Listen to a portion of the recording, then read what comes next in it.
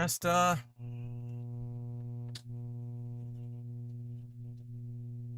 Gotta figure out where this buzz is coming from. I think it's a USB cable.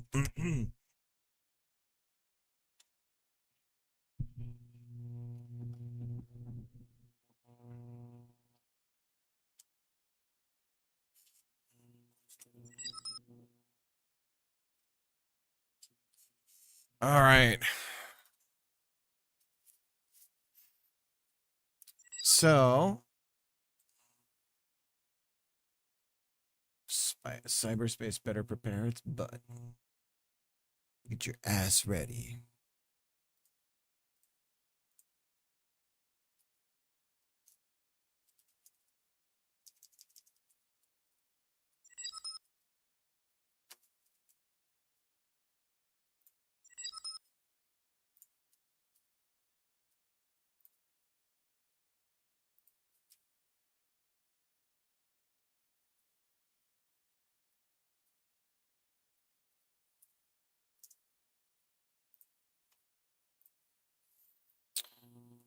Okay, let's see.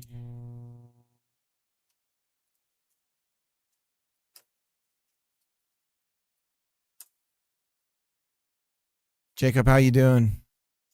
How's the jam coming? Or have you gotten a chance to work on it?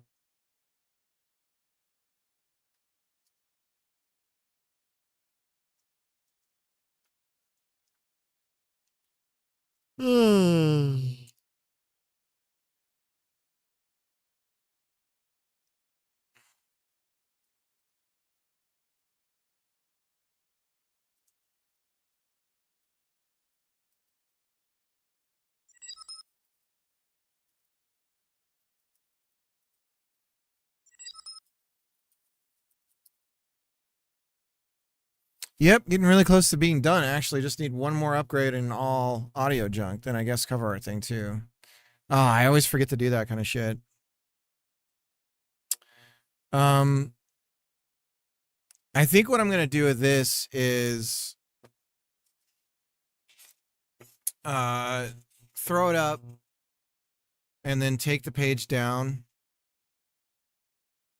Unless I start getting reaction from some people on itch that aren't in the jam, I'm gonna close it out and then work on the actual game and get something going that's like 3 stages, and then try and put it out there and see what people think. Like once I have it really put together. What? Oh, that's cool. Cool? Yeah, cool. Galleon on the shore. Galley on the shore. Thanks for the raid. Let me do a shout out. What were you working on today?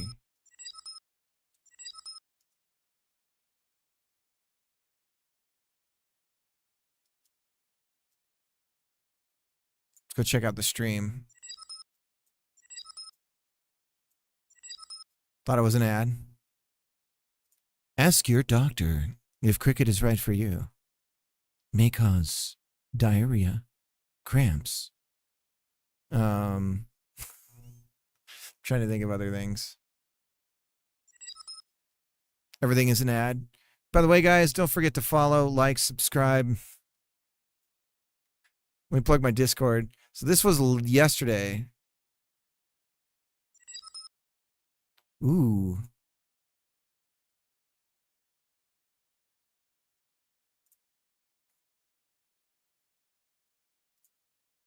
Bye bye, Miss American Pie. My son would love the Yoshi. Mario 2 Little Hatchling Yoshi doesn't get enough. Or Super Mario World Hatchling Yoshi does not get enough love. Time ago, I can still remember. A singer. We're the same, you and I.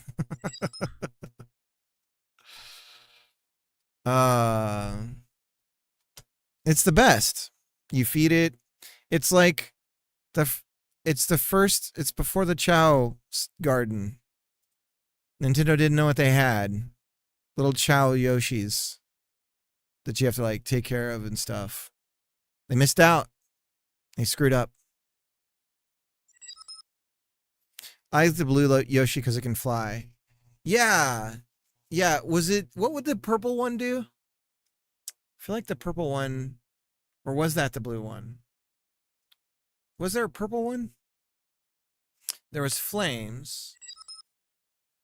I like the green Yoshi because it has, it's the double jump. I'm thinking of Super Mario World. I remember finding the secret stages with the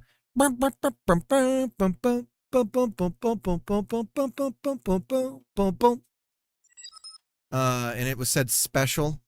It like spelled out special or something. The purple one is because I like purple.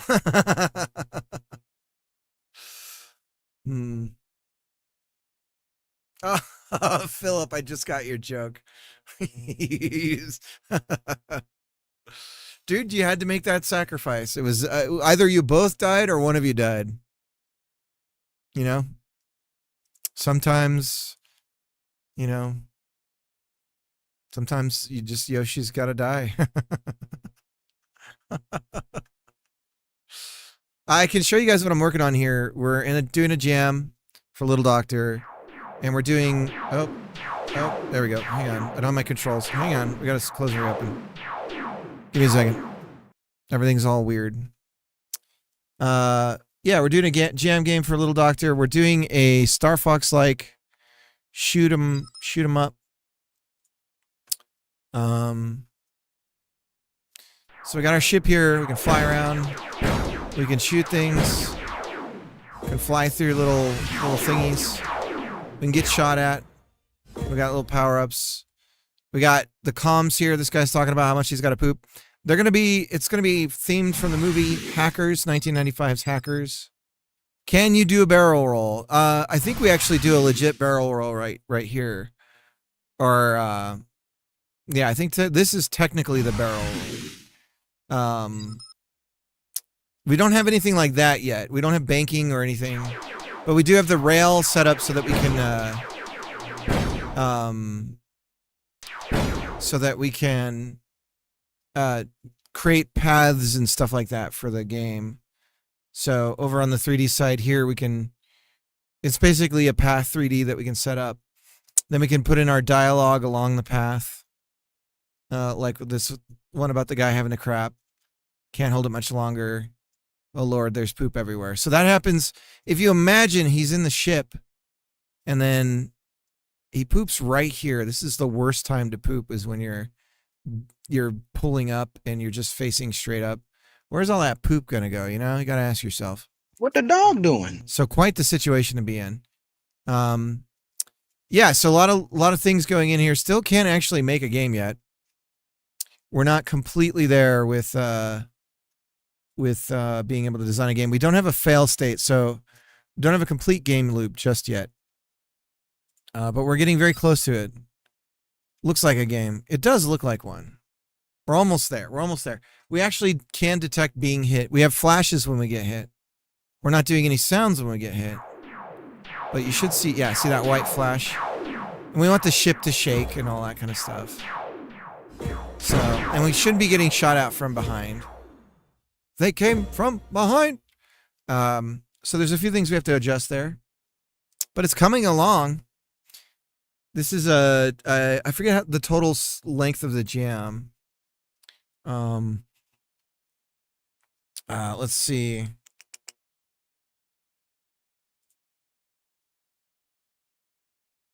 Jams joined. Closes in 10 days. Let me go back, see how long this has been.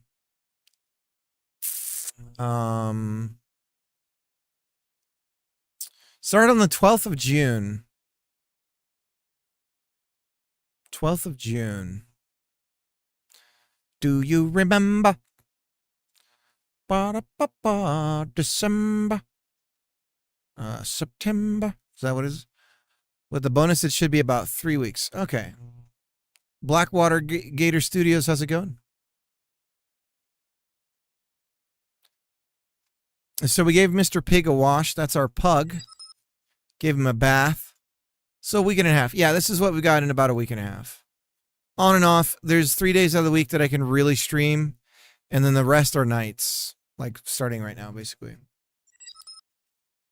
It goes, just doing Steam stuff. Nice. Yeah, I'm all set on Steam. I'm partnered. I just kind of need to get my ass in gear and fucking release something, you know? So, what do you guys, what would you think if this was more Macross? If you were flying a mech around, for instance, shooting things, and maybe if there was multiplayer, maybe you have like a Voltron-esque boss fight thing that you do, where you like have different ships and they all connect together. Would that be interesting? I think the mech thing would be fun. I think people would enjoy the mech stuff. Flying an Apple Mac. It does kind of look like. My daughter made this. She's 9. She made the model in I forget what it's called. The thing from Kinney. Voltron co-op. And then we just loop back around. All the enemies are gone now. I keep closing the wrong thing.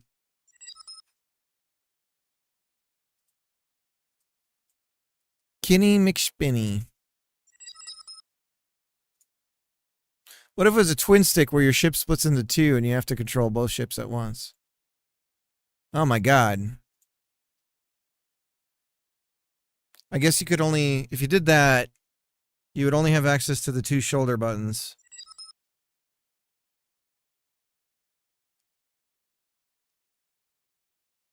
That would be a mind effort, I think, for sure. I could try it. My brain would explode. Yeah, that's a bit of this, right? Where you like pat and rub at the same time.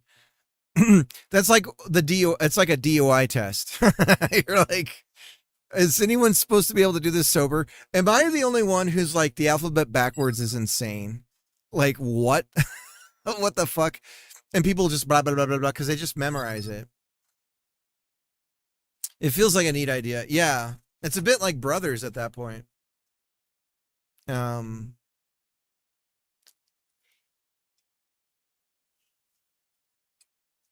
alphabet backwards, that's bonkers to me.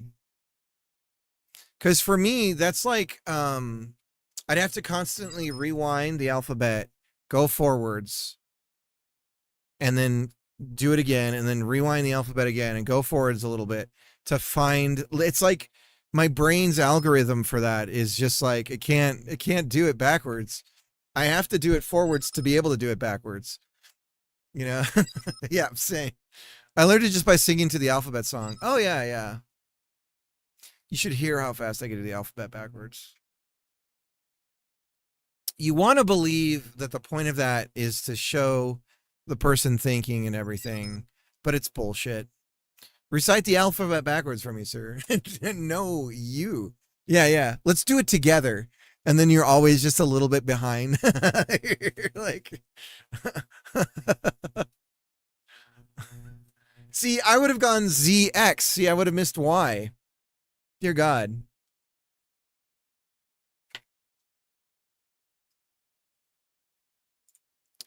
Anyways. Yeah, continuing on. Let's see. We want to be able to die. So we got our health bar going last night. Got that on the screen at the top of the UE. At the top of the GUI, the HUD. I was thinking I have a lot of ideas are coming to me though if we do the like Armored Core Macross. See, I like the Macross thing because it converts into a jet with legs, and then a mech. So I have a tie-dyed shirt. I did that with my nephews and my mom. Now it's this like super memorable special shirt, but it looks so stupid. But it's very special. But like I can't wear it out in public because I feel like an idiot. But anyways.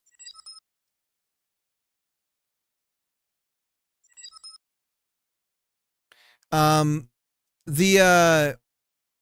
element OP. Huge mistake, element OP. Are we serious? What were we thinking with that?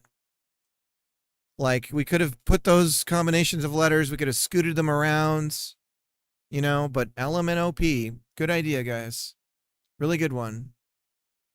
You ever think it's weird? Because ever since I started learning about children's education, you think it's weird the focus on letter names? Like kindergarten, it's like memorize these letter names, look at the letters, think of A. And then it's like, okay, now we're going to learn reading. And it's like, it's no longer A, it's A. Apple. And you're like, wait a minute. Well, why did I don't, what were you doing telling me it's A? And B, it's like, well, no, it's not B, it's B. And it's like, okay, well then why did we call it, what the hell's the point of, why are we calling it B? It's the most terrible thing. What a waste of time. Learn. Oh, and yeah, I could go on. I've talked about it so many times, but the focus on capital letters too. It's like, all these capital letters. It's like, yeah, this is the least common form of the letter you're going to see. Let's focus on that. So many children's books are like, A is for blah, blah, blah. And they always show a capital A. And it's like, congratulations. The kid's not going to see that often. Good job, everybody. Yeah. English is by far the worst language to learn for reading and writing. It's terrible. The changes from LMNOP is actually nice, but is sad that children won't know the fun of saying LMNOP. They made like a pause or something, right, in the alphabet? Because if they did that, you'd have to call something else, whether it's like rap, saw, tape. You have to give it every letter its own name. But we don't need letter names. Japanese doesn't have letter names. Every character makes the sound it is. So like this whole like letter name thing is actually total nonsense when you think about it.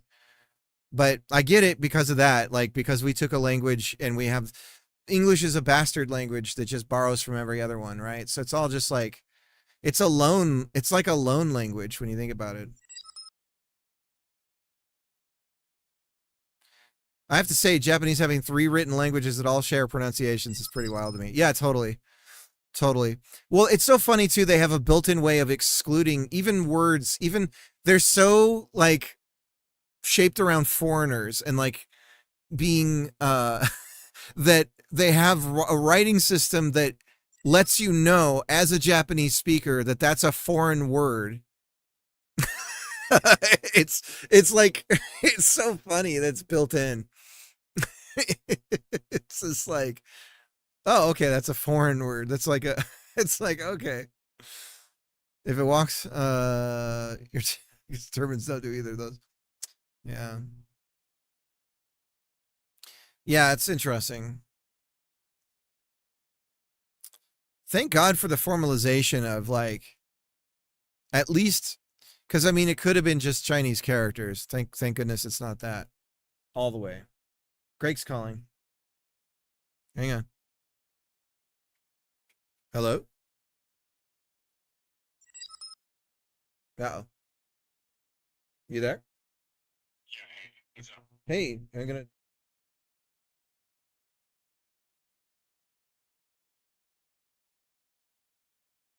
Shit. Hang on. I gotta put you back on so everyone hears it. Say it again. It was CUXUVUTSRQP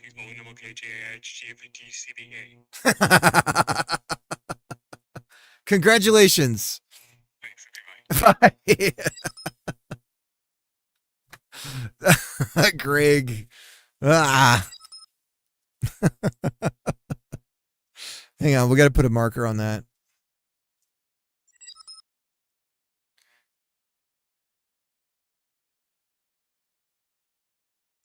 Wait for it. MNOP.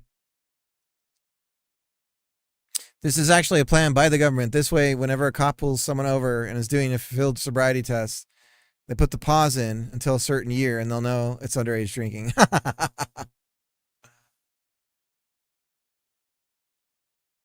Oh, man. Would you prefer spelling every letter using the NATO alphabet? I think that, we could just have more characters, and it might make learning English easier. For instance, I know statistically there are certain learning disabilities that almost don't affect reading and writing for people in languages that are purely phonetic, for instance, like Italian or a lot of the Latin languages. So like a lot of like dyslexia and stuff, I think is less pronounced in languages that are fully phonetic, which is kind of interesting to think about. So it's actually an accessibility option, I guess you could say, to do that.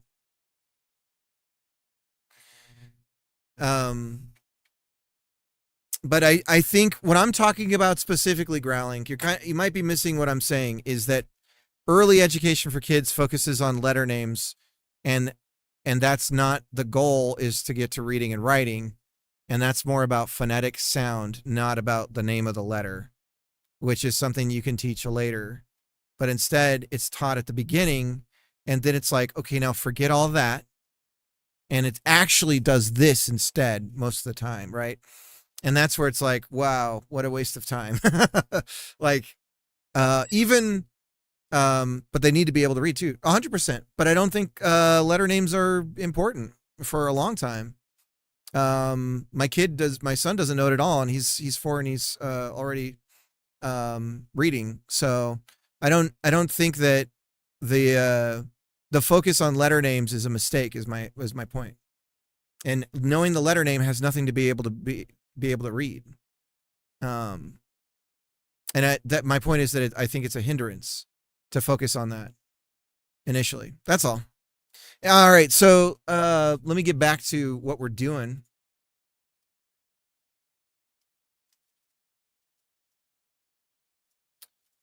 But yeah, English, terrible language to learn to read and write. It's just the worst. I think also there may be some evidence that as a first language, it might be one of the worst ones if you're trying to raise, like, if you're trying to be like in a bilingual situation. But I don't know. That's hard to prove. That would be hard to prove.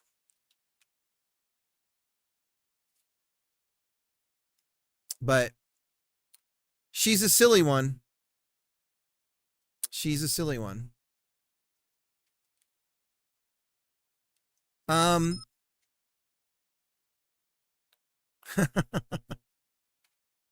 Yeah, it is interesting. I think the connection to reading and writing is also missed by a lot of it's actually seems like it's backwards. But language development is an interesting thing, for sure. For sure.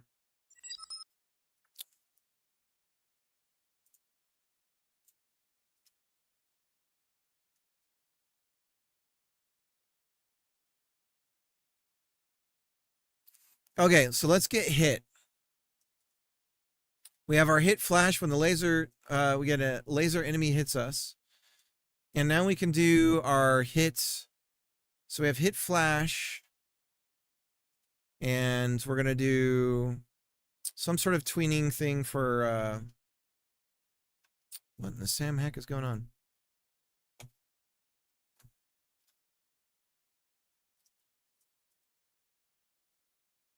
My mouse keeps moving. Ah, it's my graphic pin.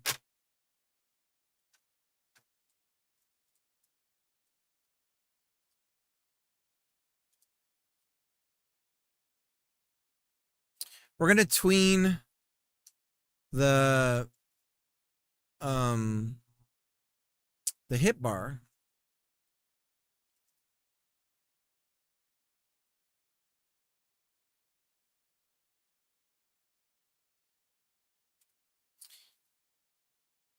It is interesting too, because it's like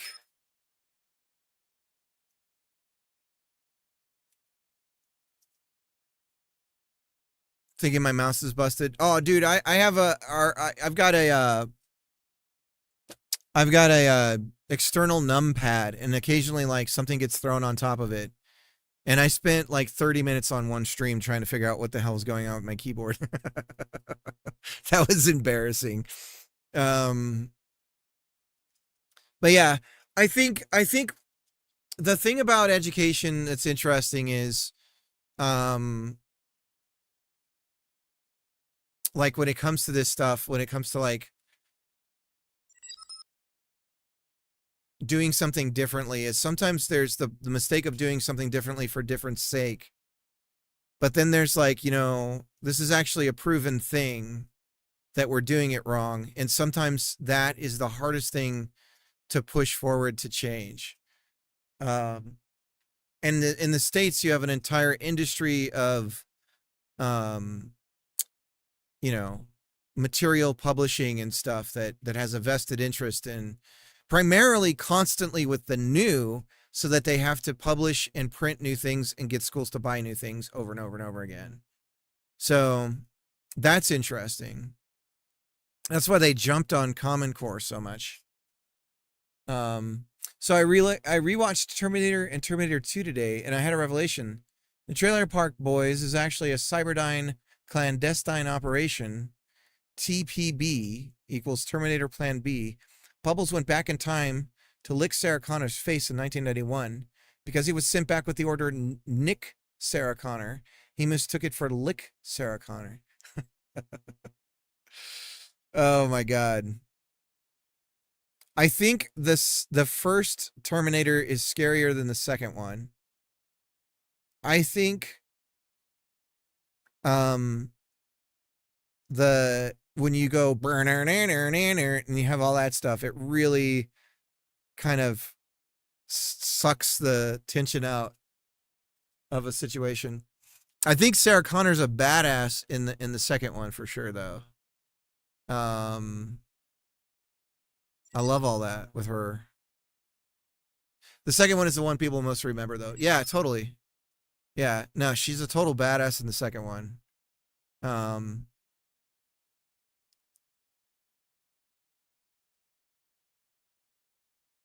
It has some very like raw elements to it, I guess. Like it's simultaneously kind of grounded, and then yeah, it's interesting. It's interesting. Okay, so health bar, and we're gonna say progress. You know what I notice? I think I'm gonna change how I do this. Instead of tweening property, I'm gonna tween method on the setter.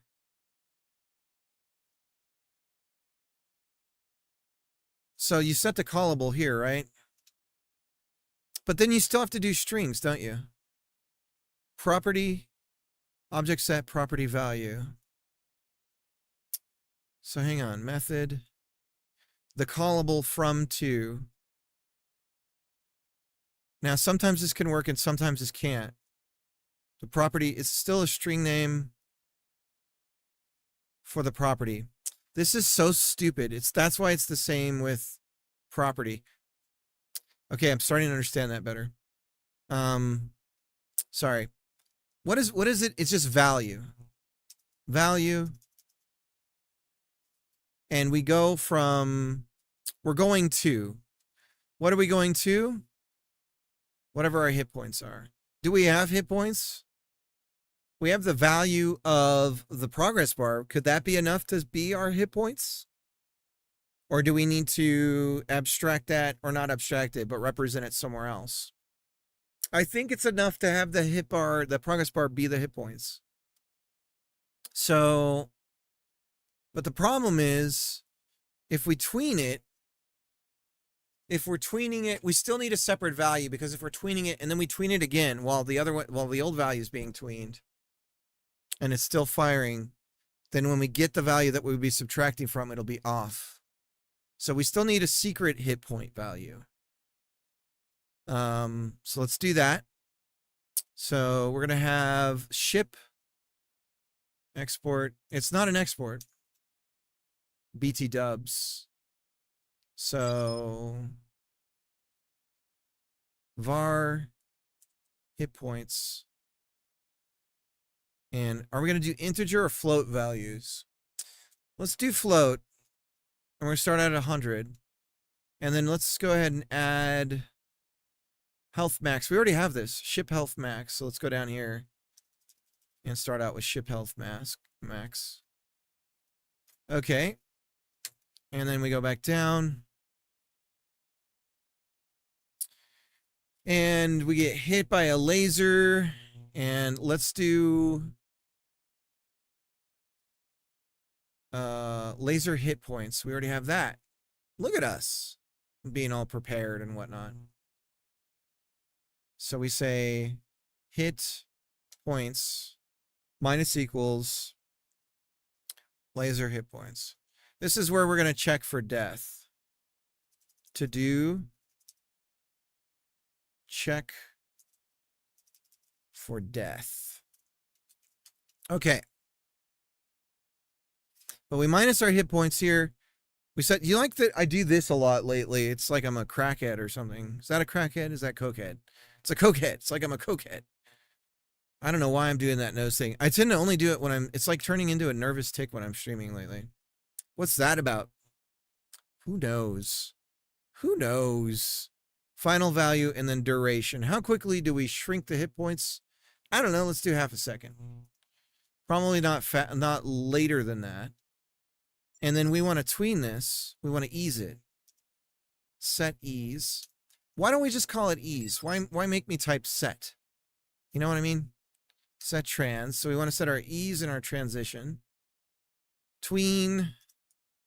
Ease. I don't know. You know what'd be really cool? Is in my suggestion here, if I got a graphical representation of what that would be. You know what'd be really dope? Would that be hard to do? Ease is a different function. Tween. It's not tween ease in. It's tween transition type. No, tween ease type. Ease in. Now wait a minute. What is this? Where are you coming from? Where did you come from? Huh. I didn't know that was a thing. Tween trans port quint. We'll see what this is like. I think that would go like that. Or is it easing out? Ease in, ease out, ease in. Anybody listen to Bush back in the day? Or is that, am I going to find out that that's like one of the worst bands and everyone's going to make fun of me? Ease is just straight up past your range percent. Gives you a number back. Gives you your mom back. Growling, I've missed you. But wouldn't it be nice? Wouldn't it be nice to have a little preview in the window for what the easing would look like? Or what it would be like? Wouldn't that be nice?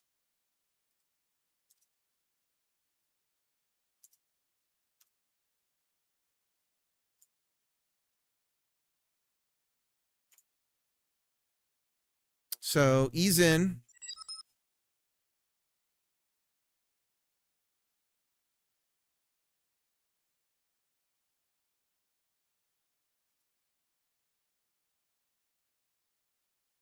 Okay, I think that's good. And we're going to go by hit points, yes? Okay, let's see what happens.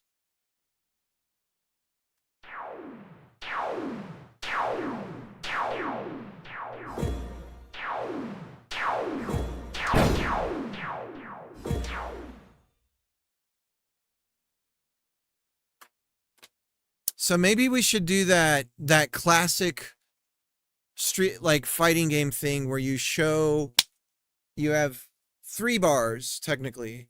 You instantly show the amount that you are at, and then you ease the change bar down.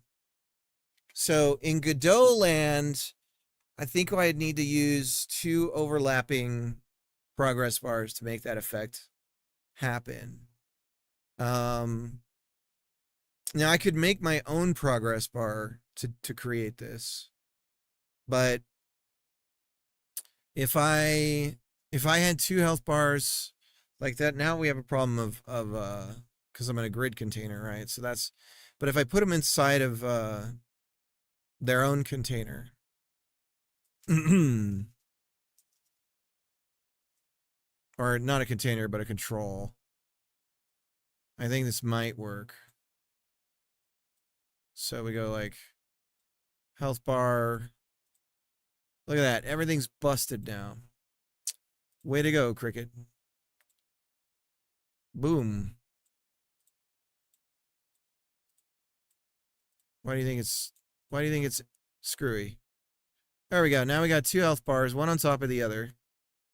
Let's set the one on the top. Is this worth our time? Nah. Screw this. We can do this, but we're not going to do this now. What is the name? What is the GUI? What is the paradigm? The UI paradigm name for that? Does anyone know?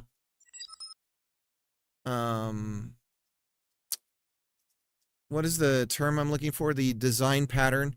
What is the pattern name for UI for what I'm describing? I'd call it a damage floor. Okay, cool. Cool. What happened to? I have Obsidian open somewhere. Open, baby. Come on. Speaking loosely of a container, I ordered a new resin 3D printer today.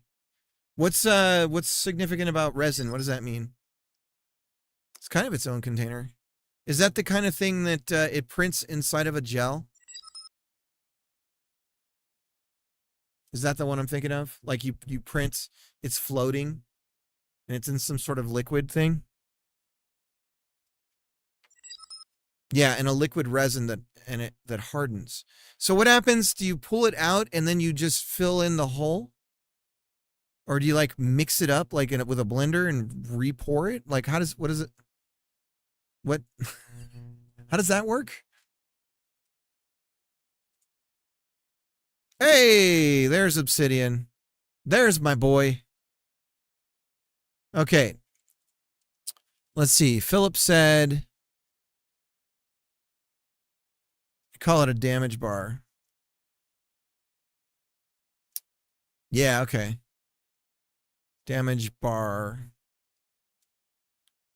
I prefer to be a Diet Coke head. Oh man, me and Diet Coke. We go way back. I just kicked the habit. Now I'm a Diet Sprite guy, trying to get off the caffeine stuff. I think it's helping a little bit. I think when I would be like on a caffeine low, I would turn into the Hulk. I would turn into the Hulk, and I'd just go roid raging, kind of, like just like, oh, that's right, I haven't had caffeine today, kind of thing, and that's like why I'm so pissy. So I managed to kick the habit. I got really sick for like 2 weeks. I got knocked out. I was bedridden, and so during that time, I just kicked the habit. just out of like just pure inability to like function. Oh god. Damage bar with floor value to show immediate. How do you spell immediate? Oh shit. There's some double thing going on in immediate. Immediate to show immediate value and snap to like in fighting. By the way, I started playing with the and this is post jam.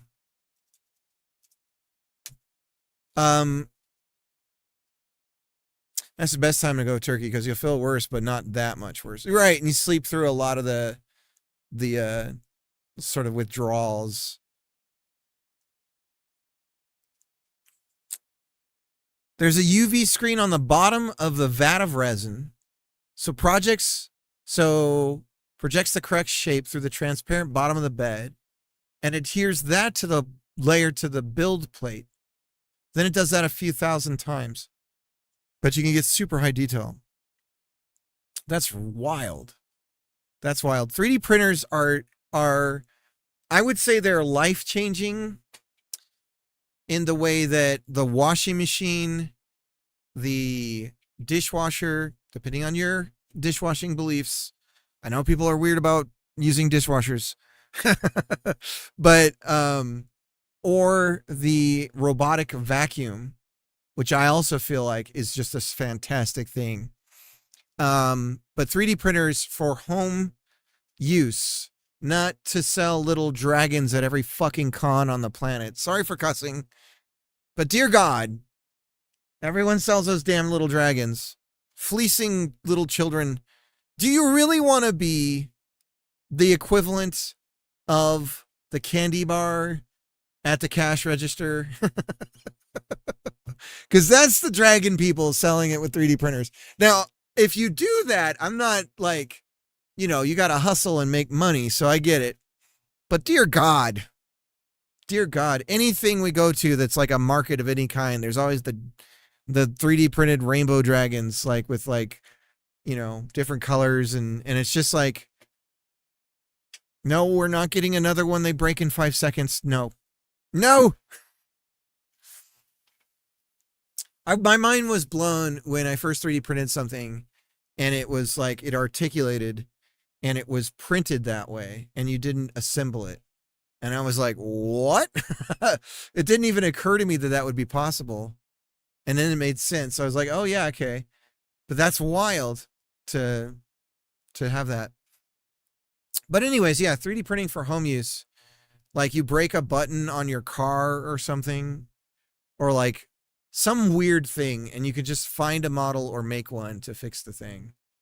And it's like really handy. S-hooks. I found one of the most useful things to print is S-hooks. For sure. This is a time lapse of it. Over a period of 30 days. I'm just kidding.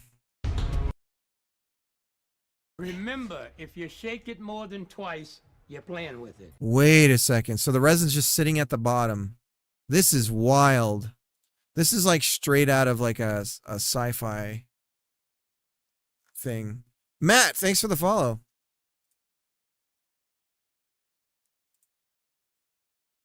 This is like, it just looks like fiction.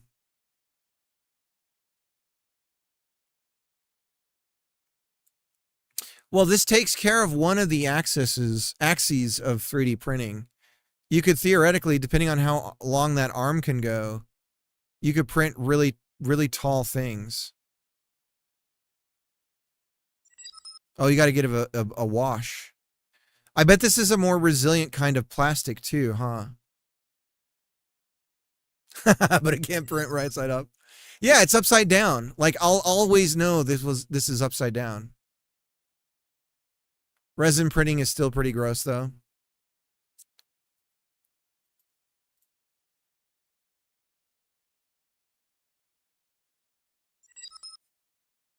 Yeah, I gotta wash it. A few different types of resin, including a flexible resin. So you could make like a wristband or something. That's cool. That's some cool stuff. Oh man. Okay. So we have the easing. I almost want to do the opposite and snap it fast and then slow it down. So let's do the opposite. So if we go I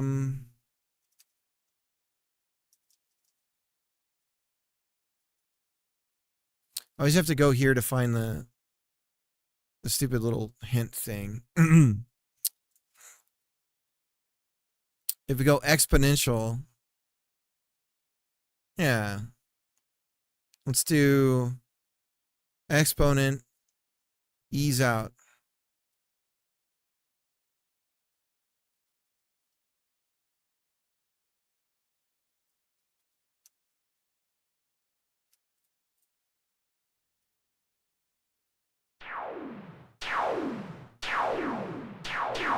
That's better. Okay. All right, we got a little tweening hit bar. Stupid ass Amazon delivered my package to the wrong Gentlemen, house. this Oh no. is Democracy Manifest. Philip, thank you for the thanks for the follow. I appreciate it. Love the idea of 3D printers, but I'm not convinced that 3D printing things doesn't just spill a bunch more plastic nanoparticles into your local environment. Yeah, I suppose that's true. I suppose you're doing that anytime you open up any packaging that's plastic or use plastic bags. Like even toothbrush bristles are you're probably directly injecting microplastics into your mouth. Gonna head out, but I'll catch you later. All right, Philip, have a good one. Thank you, and see you later.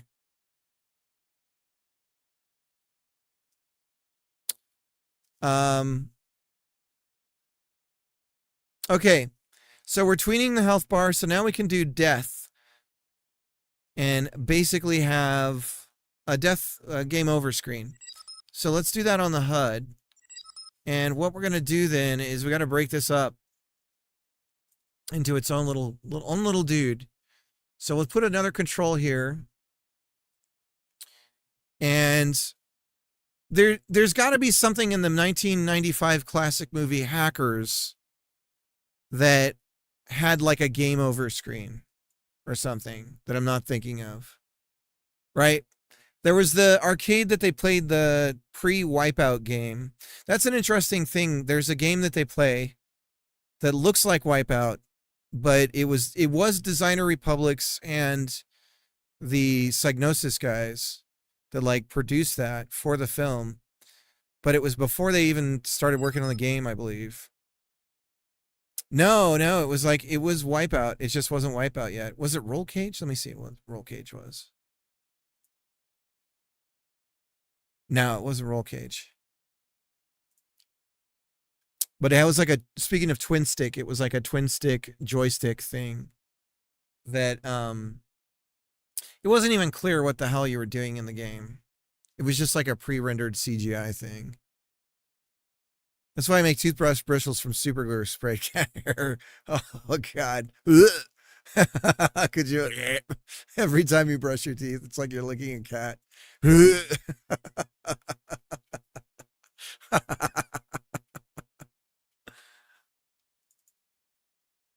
Hackers 1995 game over screen.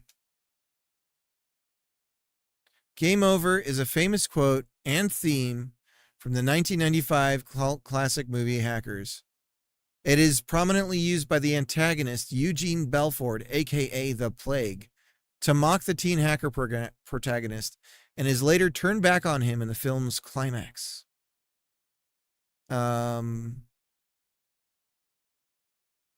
Okay. So we're just going to say game over.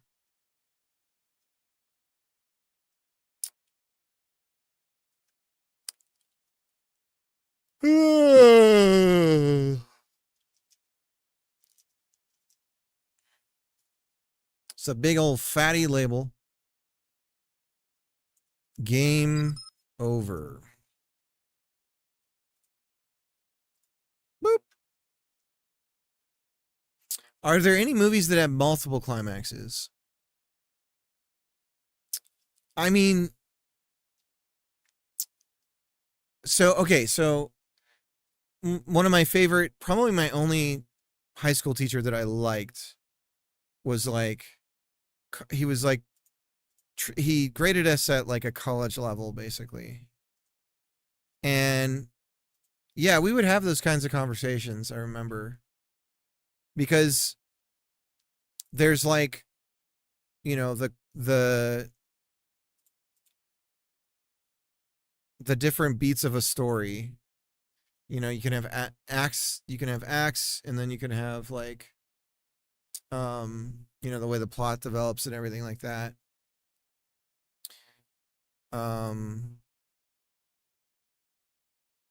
Yeah, I think you can. And I think the story, it's interesting though, because each you know, you've got like setups and payoffs and like screenwriting and stuff, but if you're like doing, I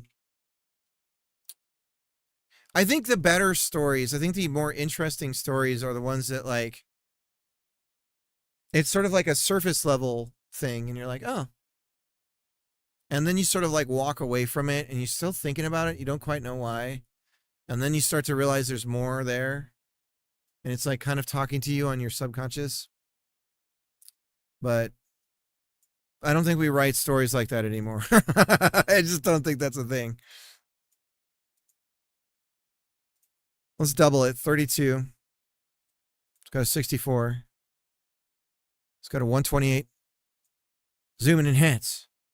Game over. There we go. And then we need a GIF of the guy laughing. Or some shit.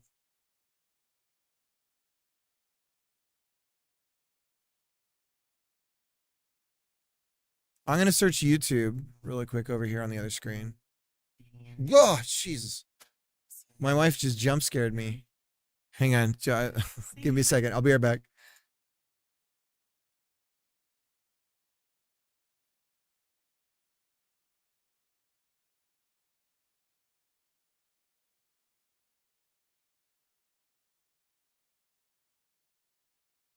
I'll be right back. I'm going to help bring in the groceries.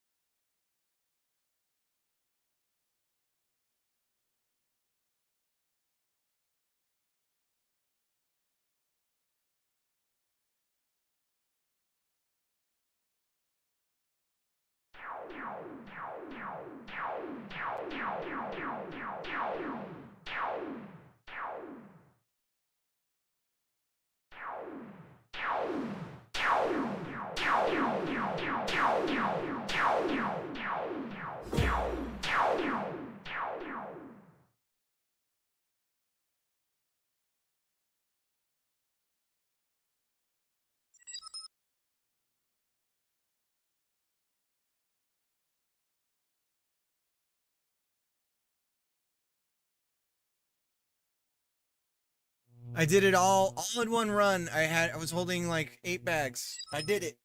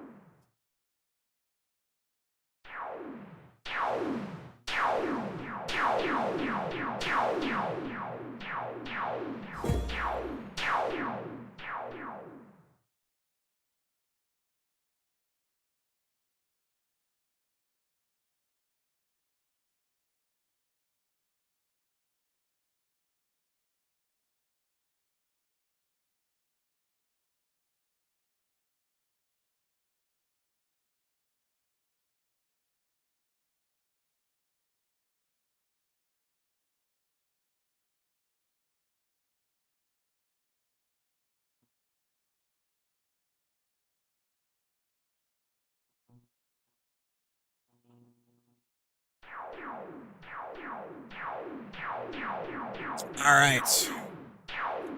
We love 3D, don't we? I love what you get with 3D.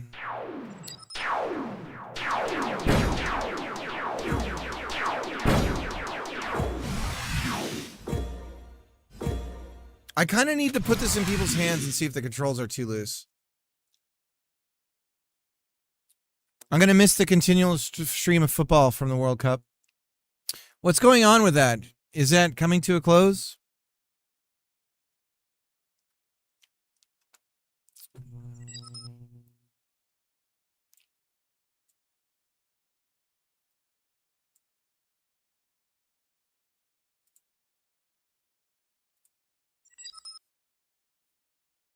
Group stages are coming close, then it's on to the rounds.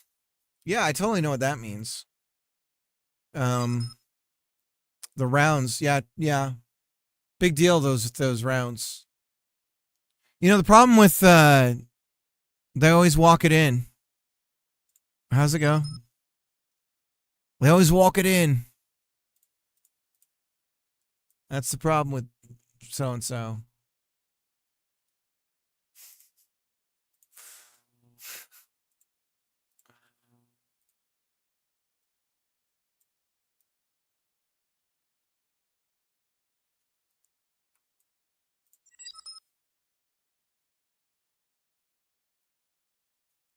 Nathir, how you doing?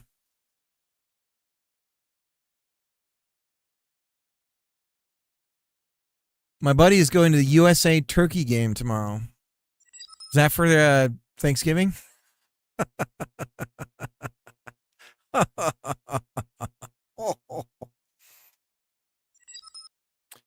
Have you ever seen the game Whisker Squadron Survivor? It's on stream. This game reminds me of that. I know there's 2 games that are out on Steam right now that are Star Foxian.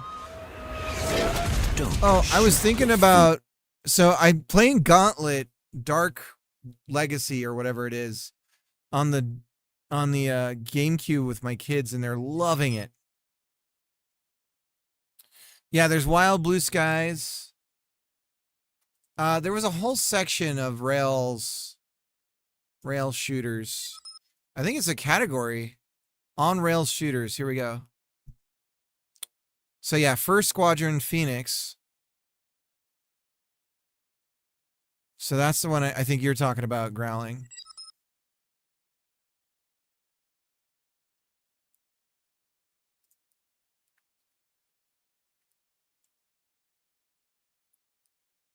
Oh, 64, Star Fox 64.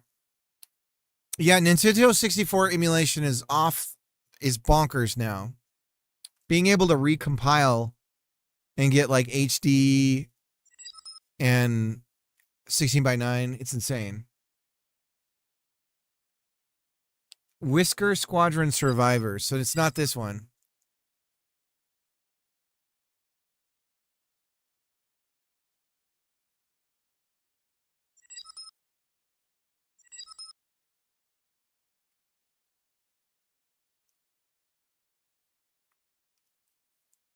Yeah, yeah.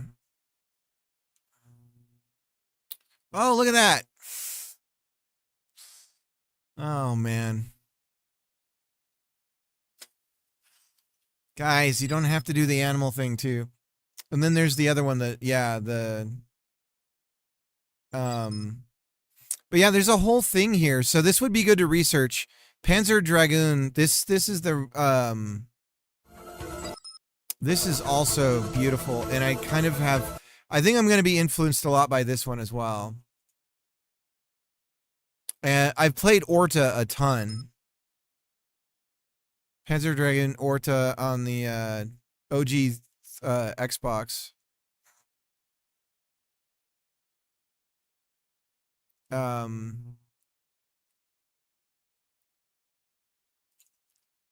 But yeah, I might borrow the way they have the lock-on thing where you can hit multiple targets instead of just a single one.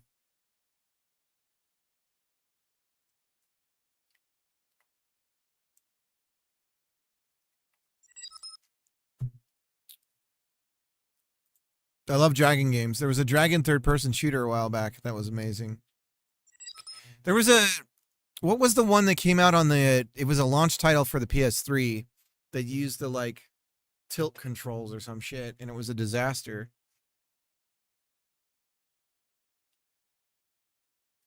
I don't think it was very good.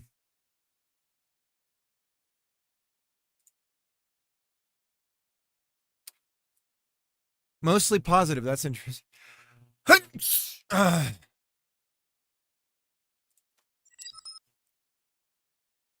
Oh, here we go. Hot anime babe.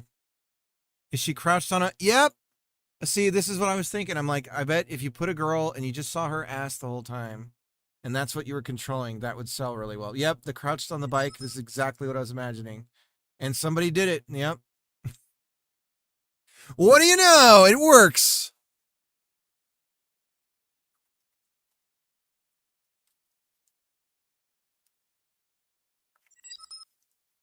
True visionaries. Yep. This looks terrible. So this is more like ActRaiser, right? Is that what it's called? No, ActRaiser is not what I'm thinking of. Is it ActRaiser? No, it's not ActRaiser. What's the Sega arcade one where you're like skiing or something and you have like the arcade game that had kind of like mode 7 scaling sprites. You know what I'm talking about? ActRaiser is the one that's like a mix of a life sim. Space Harrier, that's what I'm thinking of.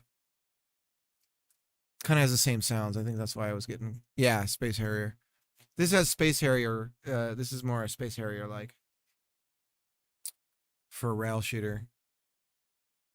But yeah, I think borrowing from Star Fox, Panzer Dragoon more, and also typical shmup stuff.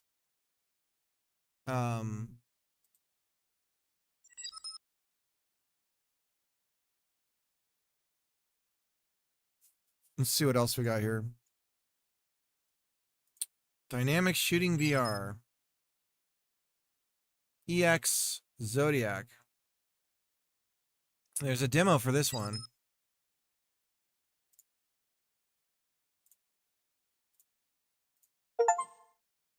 There's a demo for this one.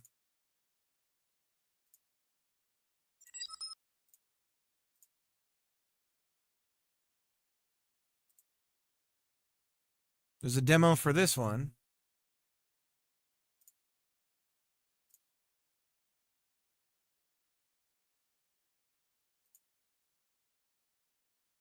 Killer 7. I didn't know that was a rail shooter.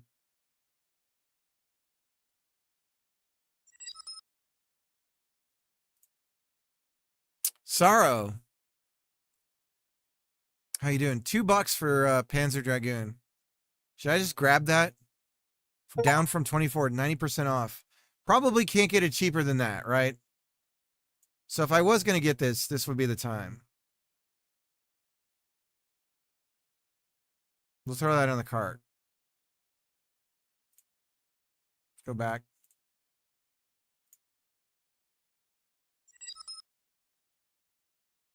I think Race Storm, the arcade game, let you shoot at multiple targets. There's another one I'm trying to find. Okay. Let's close that out. We'll put this over on the side here. Oops. How do we get this to be? There we go.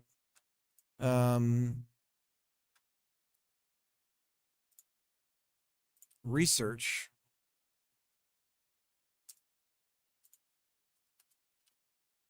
Raystorm. Matty D. From Matty D. Raystorm. Space Harrier.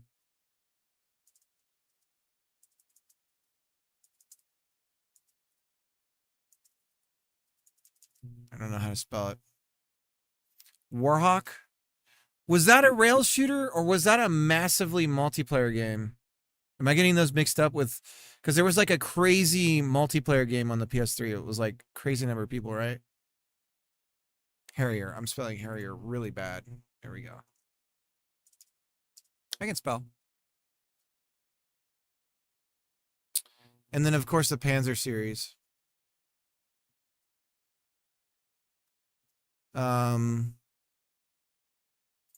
We did the demo there. Going forward. Panzer. Funner. Violenter.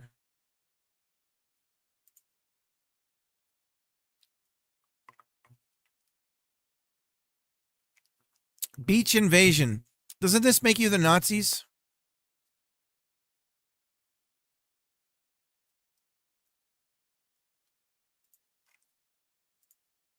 Aren't you the Nazis? Well, this is bad. You're the bad guys.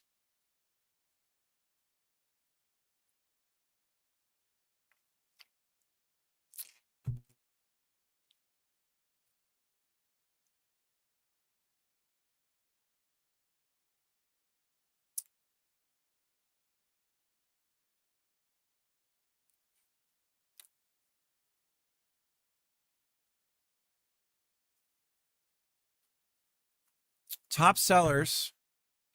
Typing of the Dead. Killer 7. So this one's doing really well. The Anime Babe one is next. Panzer Dragoon. Here we go. Hot waifus again.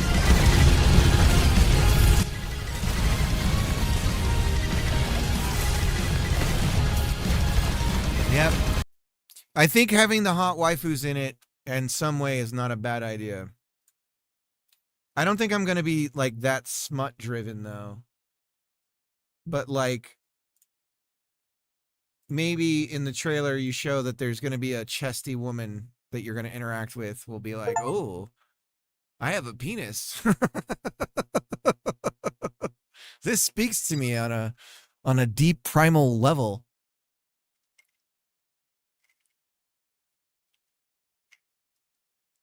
Here's Wild Blue Skies. We got a demo for it. These are by some of the Star Fox dudes. OG Star Fox.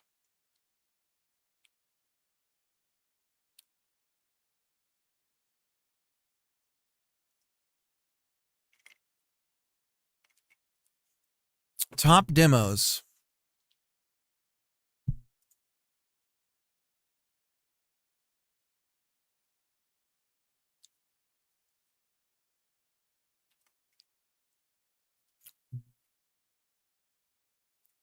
Demo night. Demo night. Yes, found it. Galaxy Force and Galaxy Force 2. Are these the old arcade games you're talking about?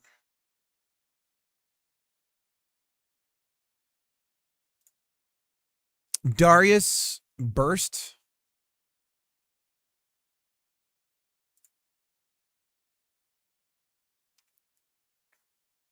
Let me add those to my list of research. And this is one with multiple targeting?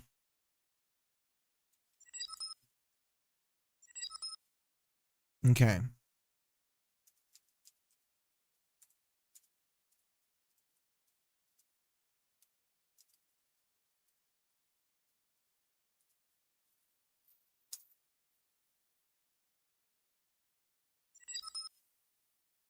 Have to head out. Galleon, thanks for the raid. I appreciate it. Have a good night.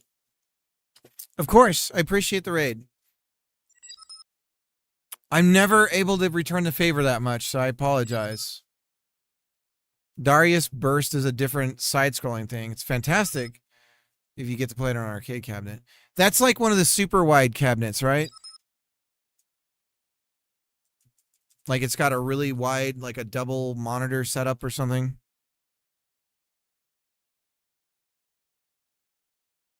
Okay, Galaxy Force. I'm seeing it. Boy. TurboGrafx 16. Space Harriet sprite scaling. It's old school, but cool. Cool, I'll check it out. Should I try some of these demos? Can I just look at my demos? Okay, I have to admit, I do own Honey Pop. But it's only because Kotaku lied and made it sound like they're like, oh, it's a really great game. And I had no idea what was going on until it was too late. So I'm just going to let you know. If you catch it in there, I'm just going to be upfront about it. Where's my, can I filter by demo? Can I just find my demos?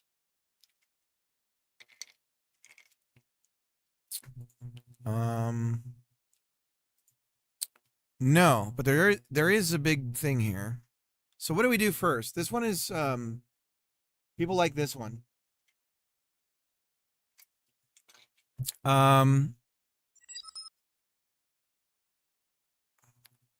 Let's try it. Air Zonk, Galaxy C4, Super Darius 2, R-Type. Yeah, I've had Super R-Type. That made me so angry.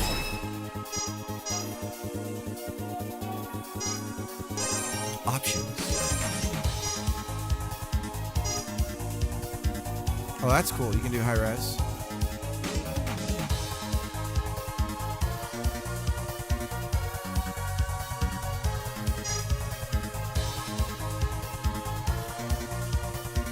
Oh, I fucked it up.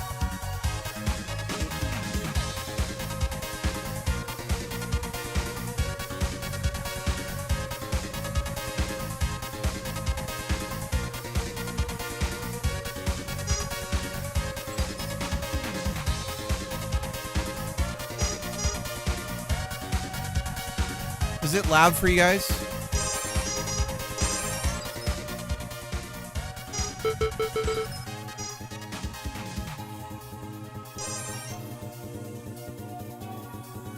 Shmup. There's a lot of like cute shmups. Cute 'em ups. R-Type is, but man, Super R-Type made me want to jump out a window. I don't know if that one's especially bad, but I had an awful experience playing that.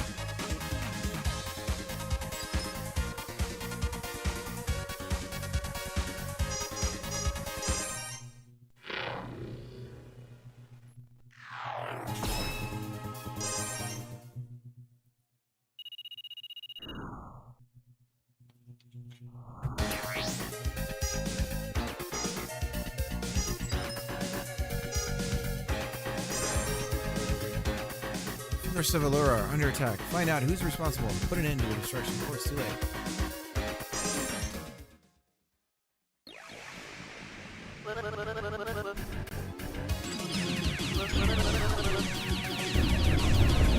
Man, you can blow everything up.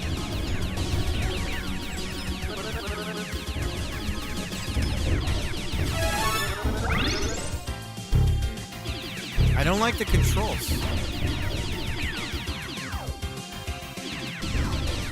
I mean, I'm gonna get used to it.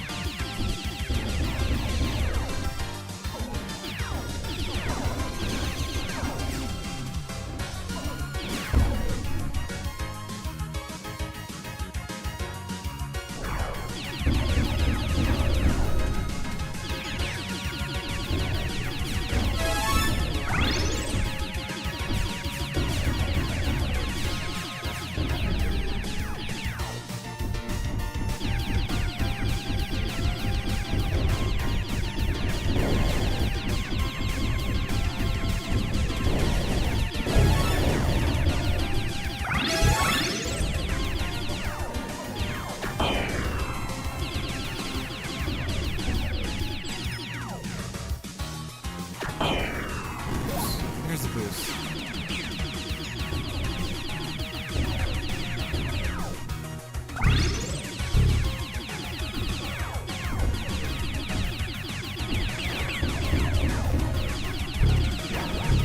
You guys don't have to make Star Fox. I know that's what mine's looking like right now, but I'm totally aware of it.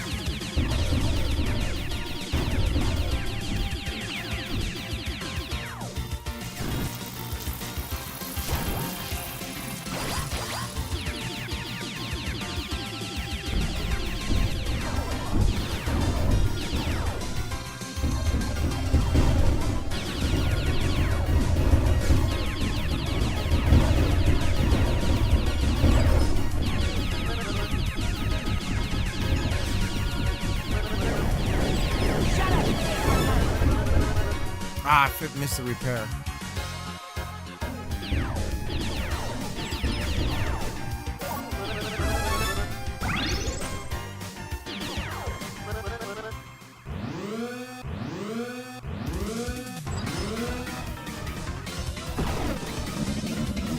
So you want to get cut down like the trees?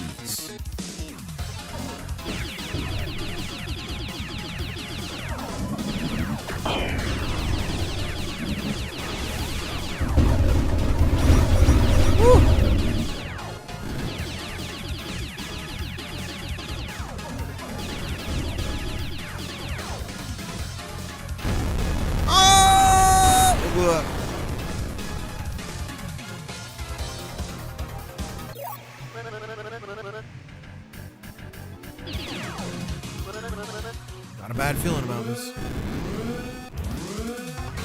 Warning.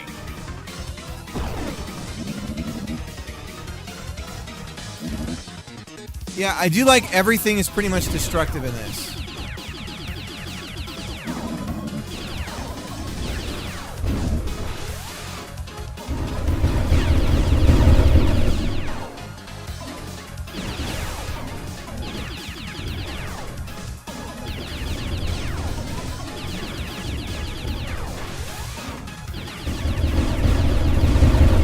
cutting down the windmills.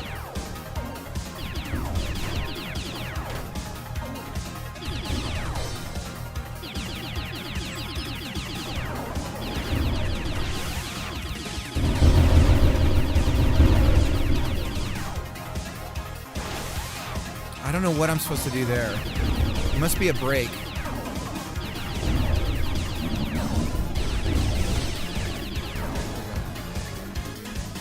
Not on my watch.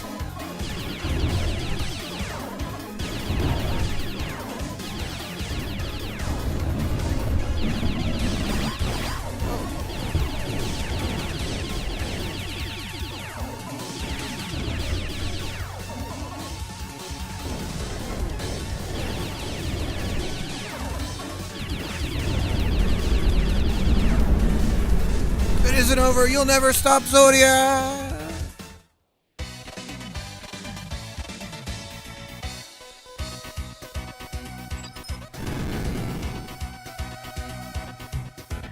So we were going straight the entire time, right?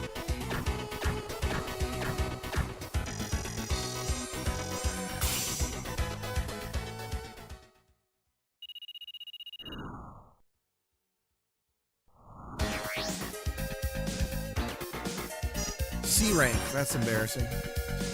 Unusually high levels of seismic activity have been detected on the planet's surface. We suspect Zodiac is behind this. So proceed with caution. Good luck. Just little things like no big explosions, lacking something main UI. The controls might I might have my controls on way too loose. But like I can move my reticle. So they've got this down. Yeah. So I need to have the easing back when you let go.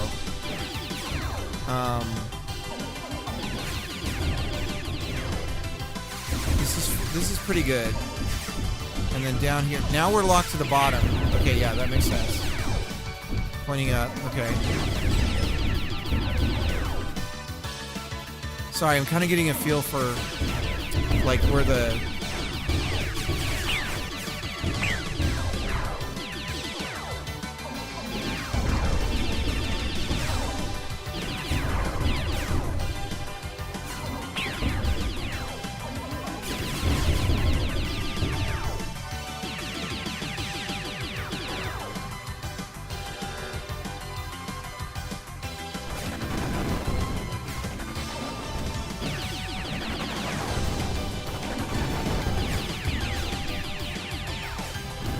it feels, I don't know how to describe it. It feels like muted. Like, it doesn't feel like anything. It's interesting.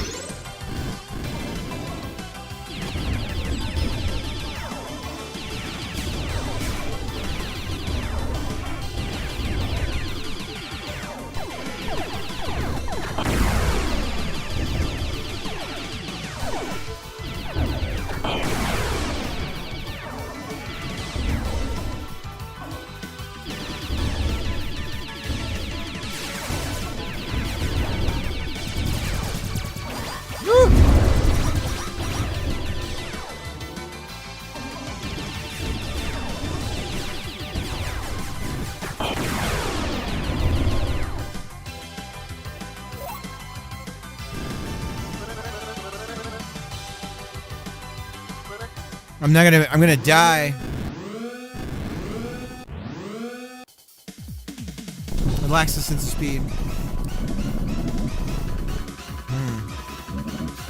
I think it could have something to do with, yeah. I think it's being a little too faithful for its own good for.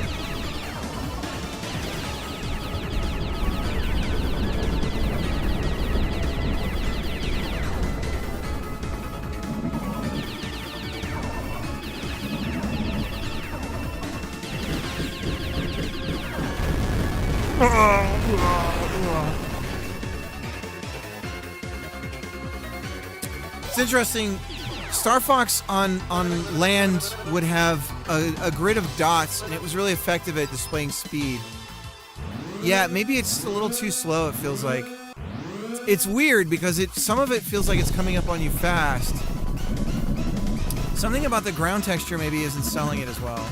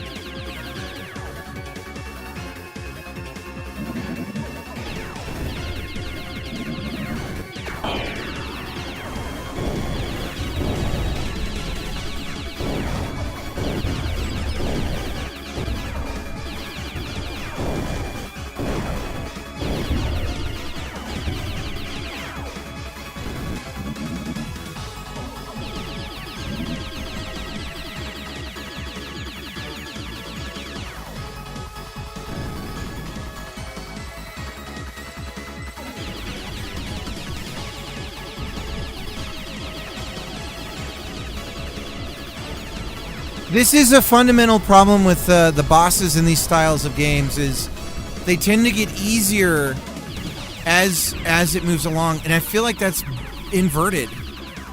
Like I don't know, it feels like, oh, you get to a certain point and then there's suddenly less of a problem.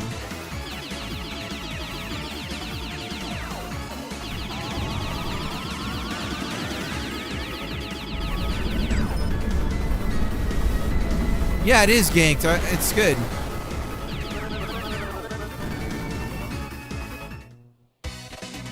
I'll throw it on the wish list.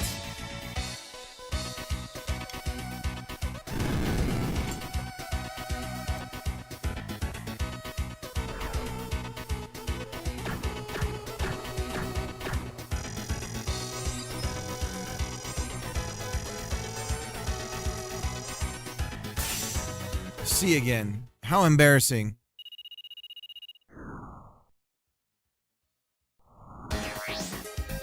All right, that's it for the demo.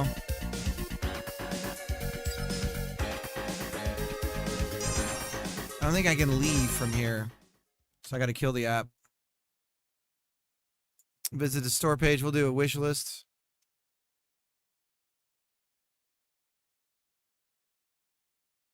It's early access right now. Jesus H. Christ. Look at that. Early access. These guys are rolling in it. Dear God, do we even want to do the math on this? 92 mostly positive. Or very positive, and then 18 mostly. All reviews total 920. Sorry, 920, 92. Jeez, cricket. That is a lot of purchases for an early access game. Is that a route we should take? I don't know.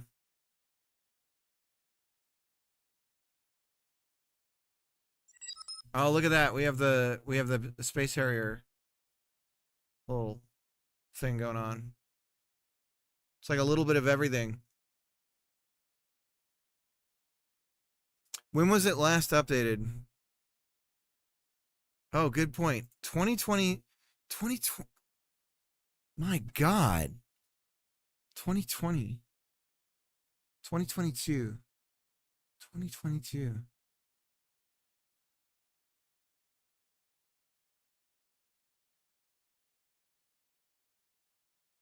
How do I check? Last updated?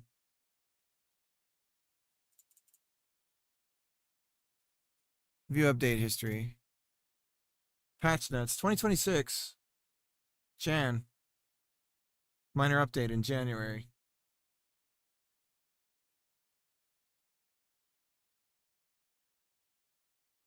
December 25. So the end of last year, they had a new level. And then just a minor patch in January. Dear God, guys. I mean, early access, you still have to pay. This is like $500,000, right?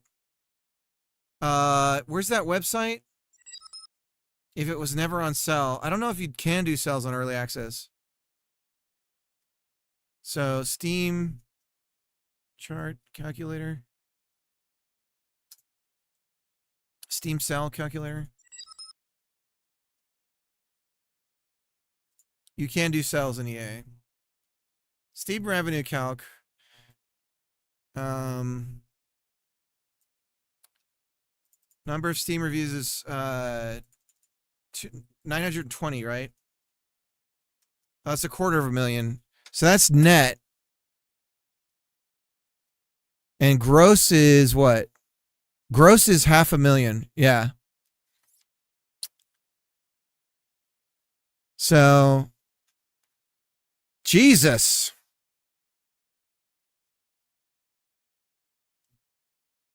No wonder. Why would you need to work on anything else, you know? That is optimistic. I think those calculations are pretty accurate. Let's do, I know that Tangy TD, for instance, he said that it's almost at 1 million. And he's at, let's do it for this, Steam revenue calculator. He said he's very close to 1 million, and he'll take down the comment on his latest video when it reaches 1 million. So he's at, and that video just came up today, 1,386 at a sale price of $9.99. So $9.99 and 1,386. Calculate. Estimated net. So this is under his sell. This is under his this is actually estimating low to what he says he's at, which is gross. He says he's close to 1 million.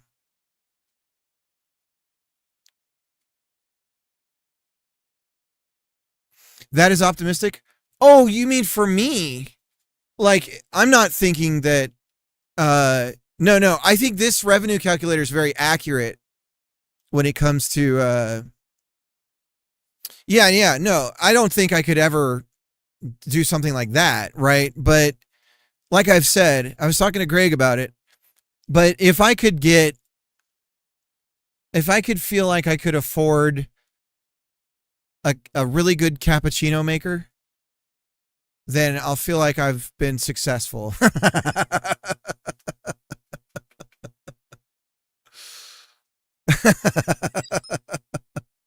No. I was thinking that they have less cells than that, but yeah. Less cells than that. I see. Don't forget the beans too. Yeah. No, I believe that this is very, very close to it. It could be even more accurate if it tracked cells and stuff like that, I'm sure. And then did adjustments on it based on that. It uses the box lighter method. I don't know if that's the guy who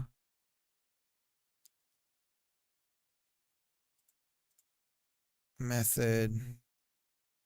Popular game development rule of thumb used to estimate Steam games total sales and based on multiplying the number of public user reviews by the box slider or multiplier to find the approximate units sold.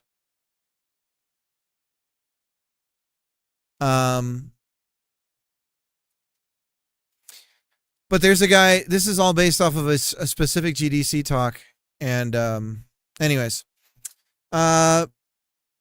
Okay, so let's do the death. We got a big old game over screen. Game over color rects.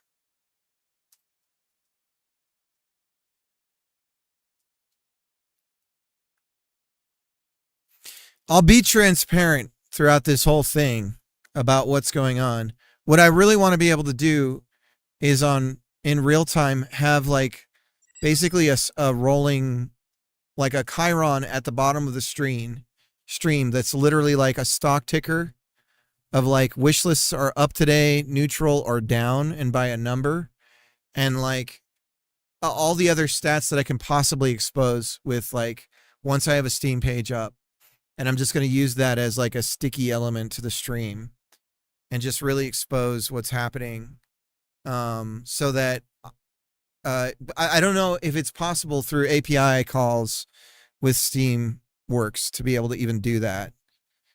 Otherwise, I might have to have some weird crawling bot thing that does it for me to figure that out. But I'd like to be like, oh, there was a new review, whoop, you know, that kind of thing, and just know immediately, or as close to immediate as possible. But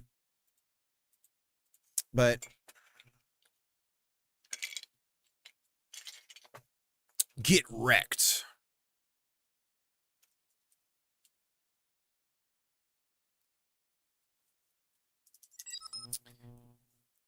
So Matt, what are you I forget. You're working on something too, right?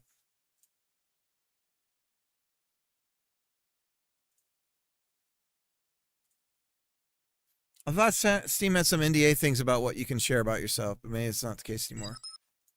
Yeah, a little mini golf game. Do you have a Steam for it? You don't want to show some dashboards, yeah.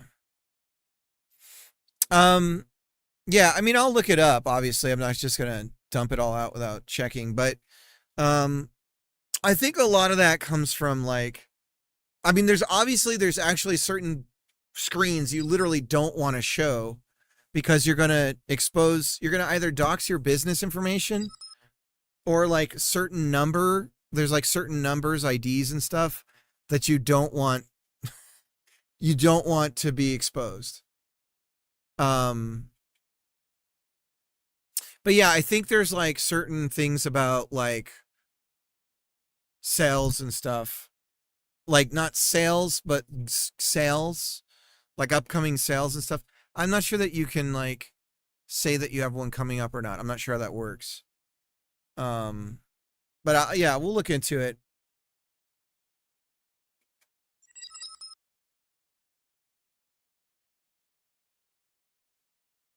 Nathir, not yet. Once I get something that's close. Good. Yeah, so like I said, we're going to get this out and then we're going to take it down off of itch. We're going to work on a real demo.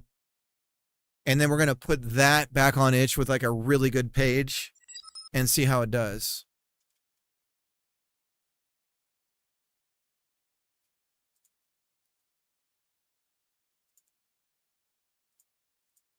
Because I was talking to Jacob about it, but it really feels like the sort of the New York of game dev, and it's like if you can make it in New York, you can make it anywhere kind of thing. So it's like if you can find an audience on itch, I really feel like it's like, okay, you got something.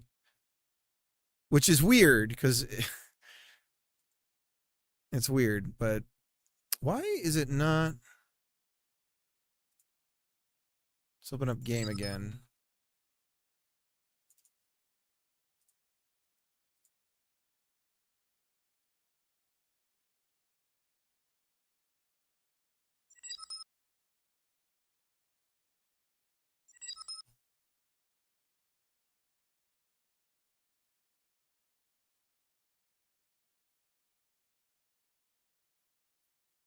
Why is this not showing up?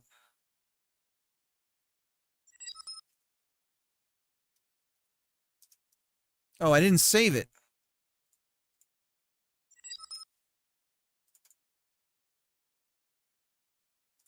All right, so we hide the game over. And then when we die,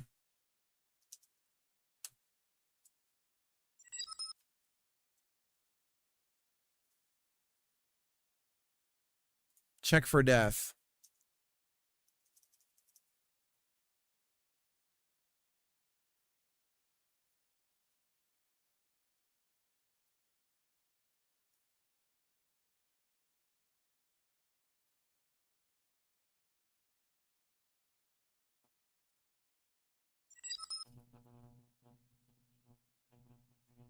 Greg, have a good night.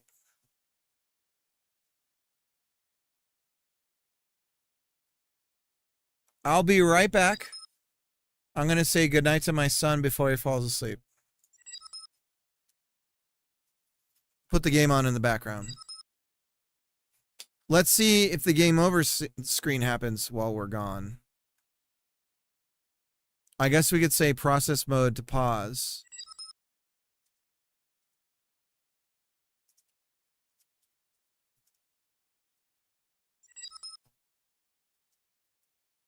Or we could just say, what is it?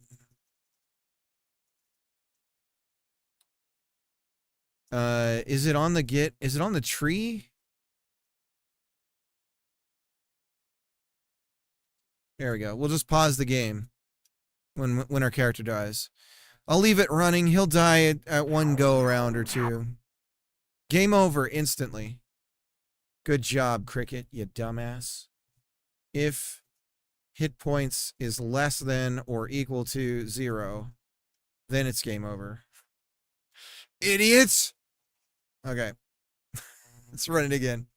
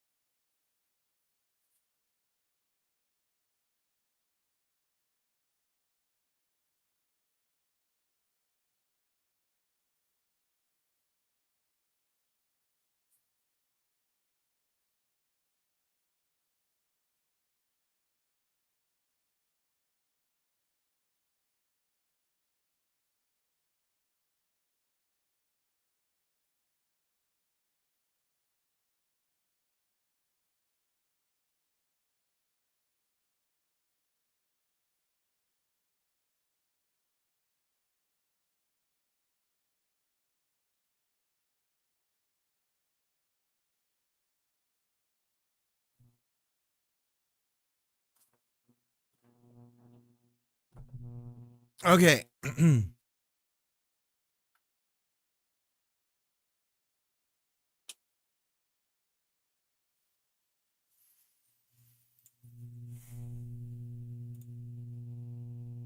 Welcome back, everybody. Sorry for the delay. Now, this entire HUD is inside of a container that's a margin.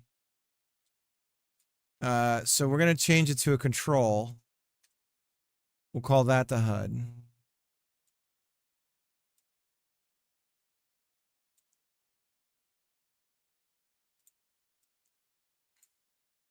Or we'll just call control this as the UI. And then the game over. Let's go ahead and scale this up. And why are we weirdly outside of why is the HUD? There we go. Okay. We want game over to be over the HUD, so game over. Okay. Let's try and get killed fast.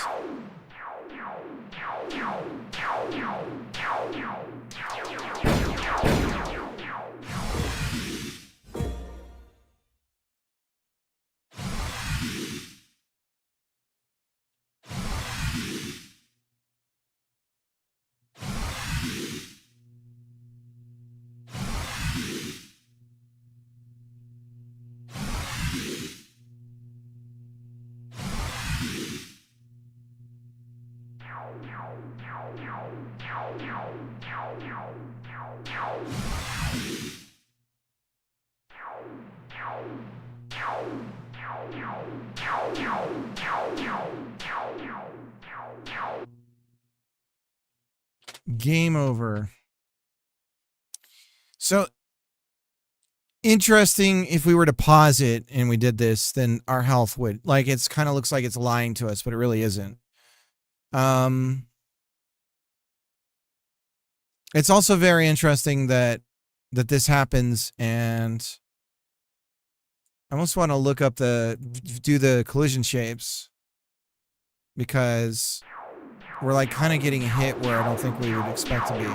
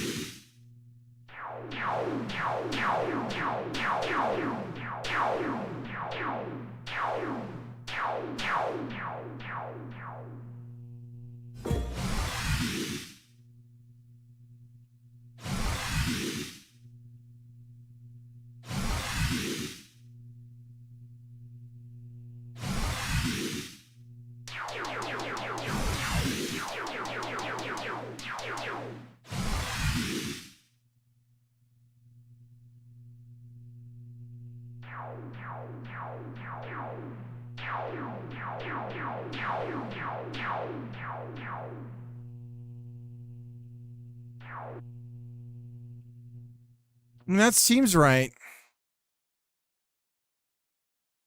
Okay. All right. Well, we have a game over. It's a hard fail, though. So this isn't exactly what we want, right? But now we have a game loop. So we actually have a game now. Kind of.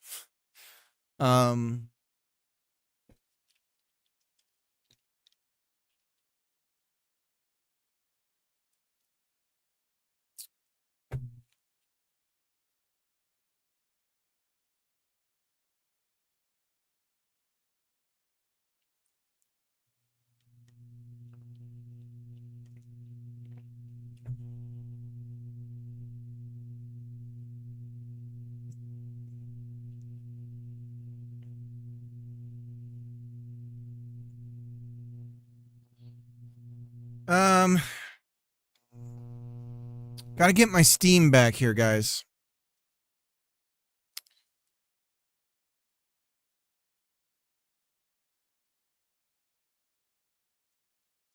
Let's get a camera shake when we get hit. Do we want to shake the camera when we get hit, or do we want to shake the ship? Or do we want to do both?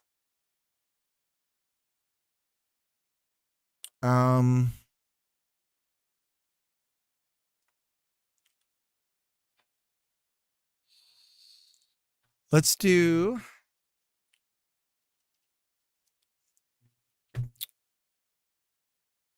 Don't we have a tween for it? We have hit flash. So here we could do a quick tween of the camera shake. And we're doing that as well already with our boost. Right? So let's move this stuff down.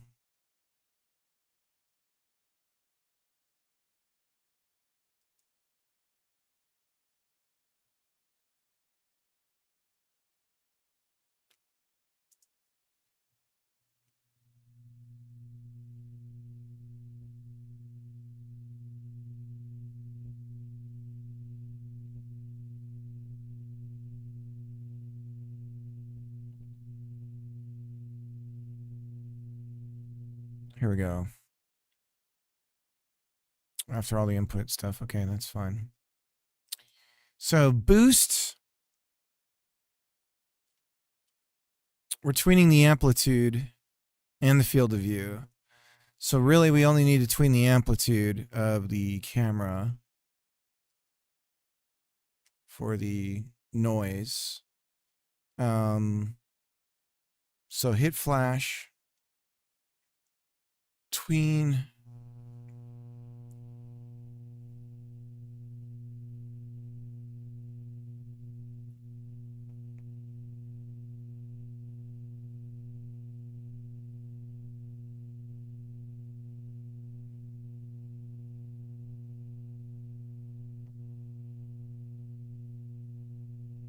This is a little secret sauce right here, this 1 1/60th.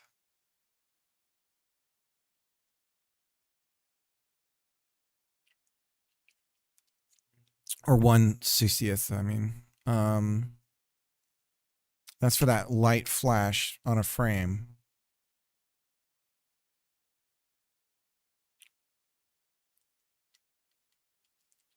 These are all instant property changes.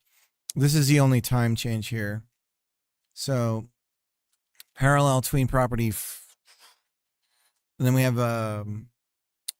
player iframe time.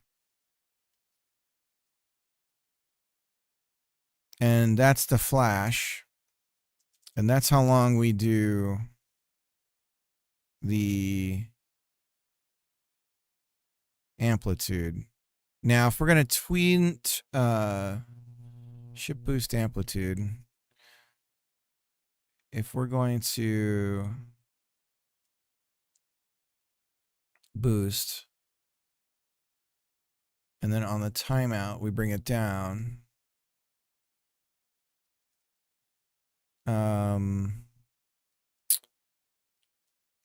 Iframe time.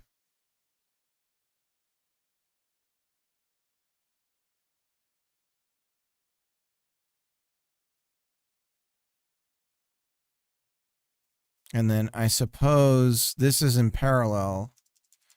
This is the shake off. Noise amplitude back down to seconds. I guess if we do it in the same frame time, I don't know. This might be shitty. But this should give us a shake when we get hit. I don't know how bad it's going to be.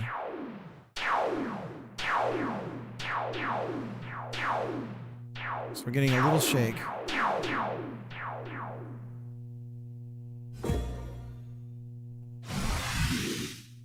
So, problem with this approach is fighting if we're getting hit and we're boosting at the same time, right? Now, We also have lerping going on for the ship's model to point towards the reticle.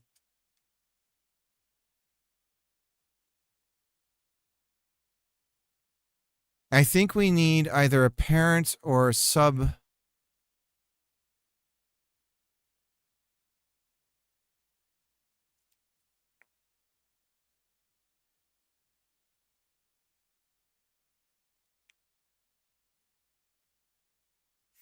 So we're saying ship.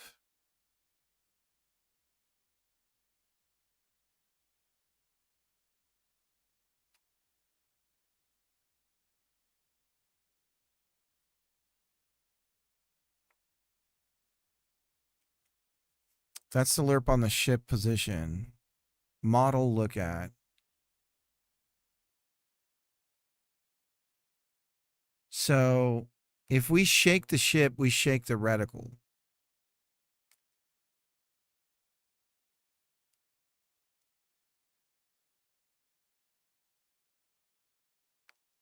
I mean, really, I don't want to do it that way. The reticle always has to be like reliable. That's like critical to game feel, I feel like.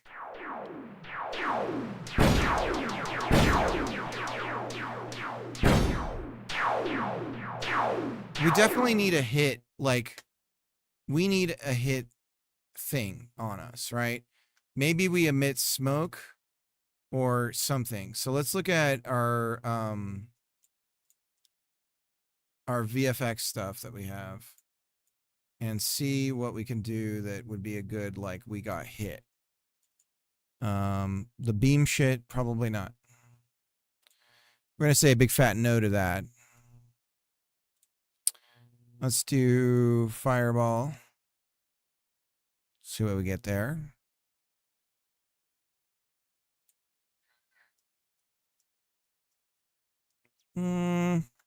Probably a bit too much on these ones. Although if we could just turn this on and off. Hey. Good night. This would be cool to show like we're burning up when we're like really hurt. To do something like that. Yeah. Love you, sweetie. Is he liking the Zelda books? Yeah. Oh, nice. Oh, a little bit of spoilers in that for playing the game, huh? Yeah. I think there's some things in it that you won't be expecting. I'd have to go to the very end.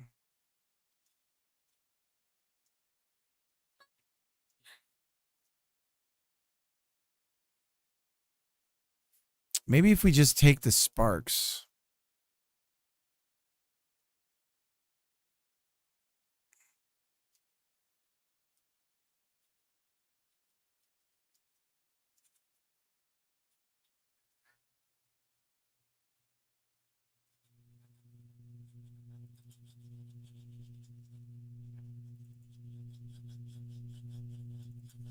And smoke doesn't work.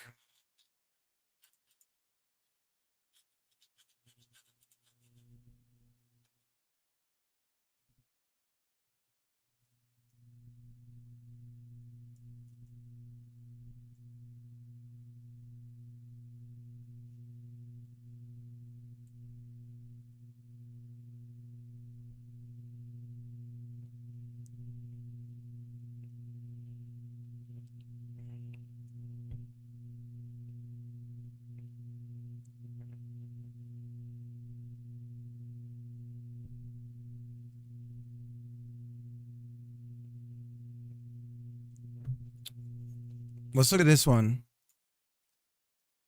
I like the sparks on this one.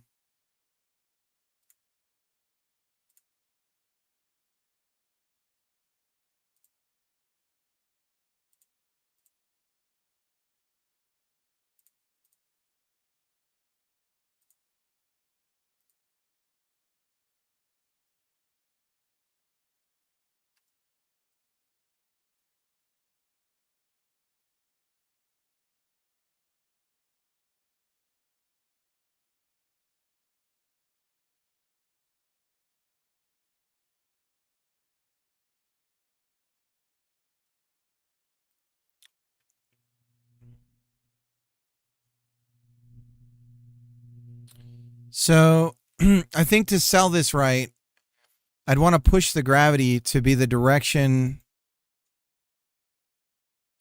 Like the impact itself needs to be lined up to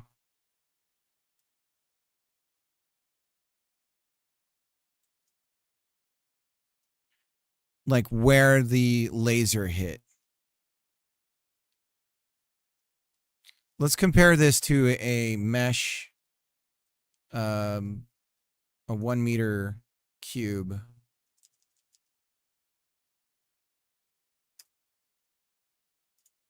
See how big this is.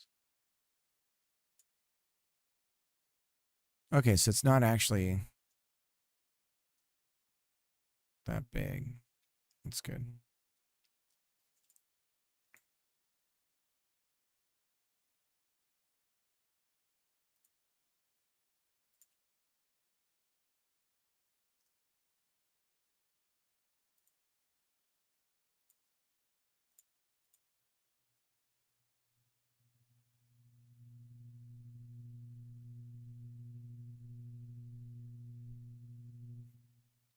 So if we had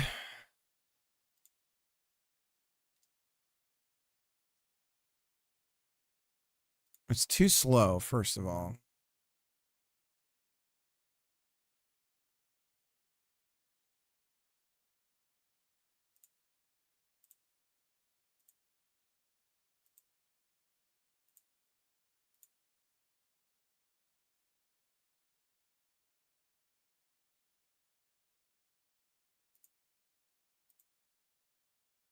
So here's what I'm going to do. I'm going to save as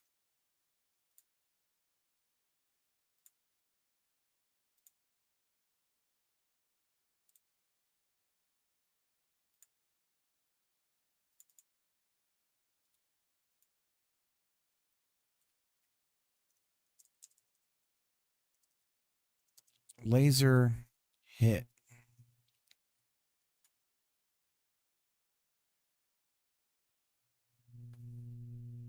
Okay.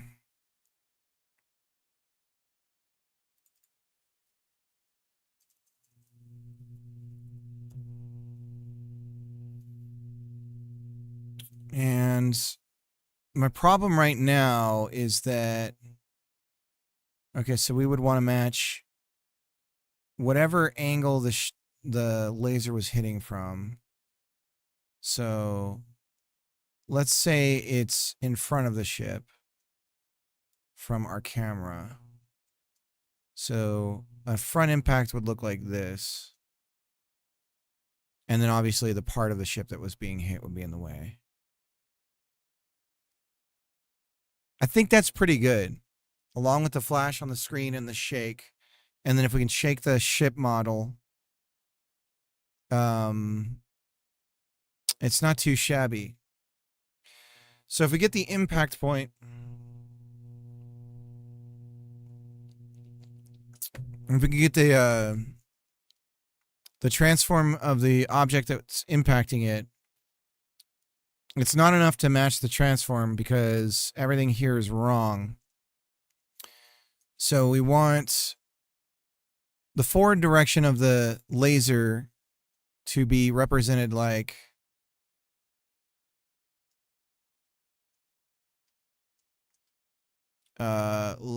this. But I believe if I take and match the transform, that the rotations I just did are going to be like, see, the change on the transform here is going to be flopped around. So what we actually have to do is add another node 3D. And we're just going fast because of a jam. There's a ton of other things I'd be thinking about right now if we weren't in jam land. Now, once I do that, I break everything because the animation player, what? Why did that break everything? I don't understand. Let's not save anything. Don't save. Open up laser hits. Okay. Add a node 3D. Get everything inside of it. Look at that. Just adding it seems to have broken things. Close and reopen.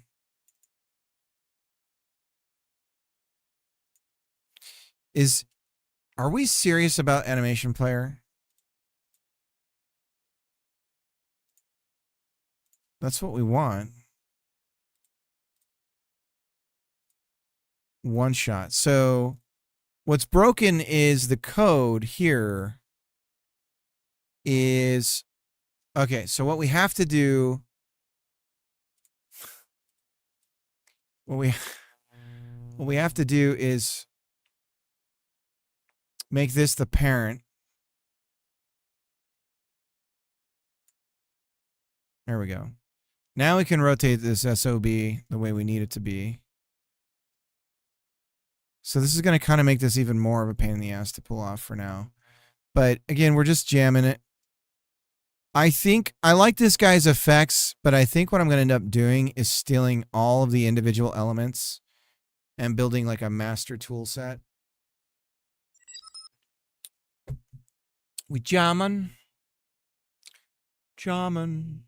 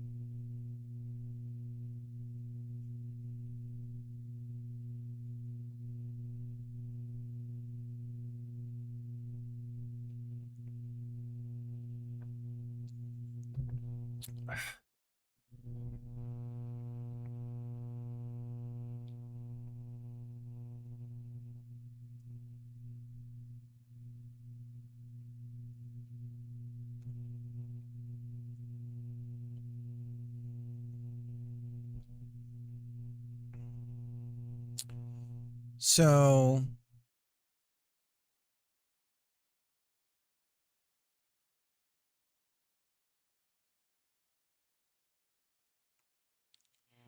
weirdly,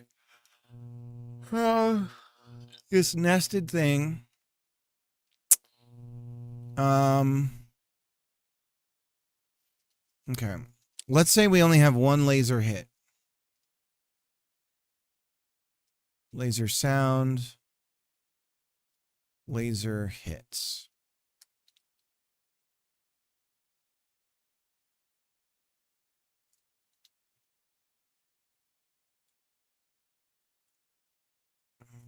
It must be a trip watching somebody else working on the same jam as you.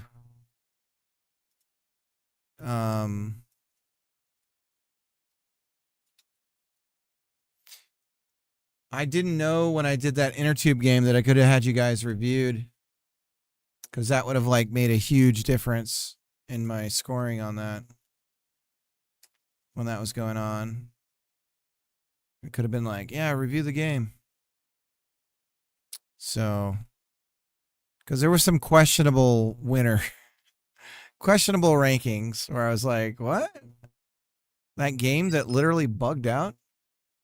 Yeah, for Tubin. And then it was like a bunch of reviews. And you're like, oh, I get it. I get it now.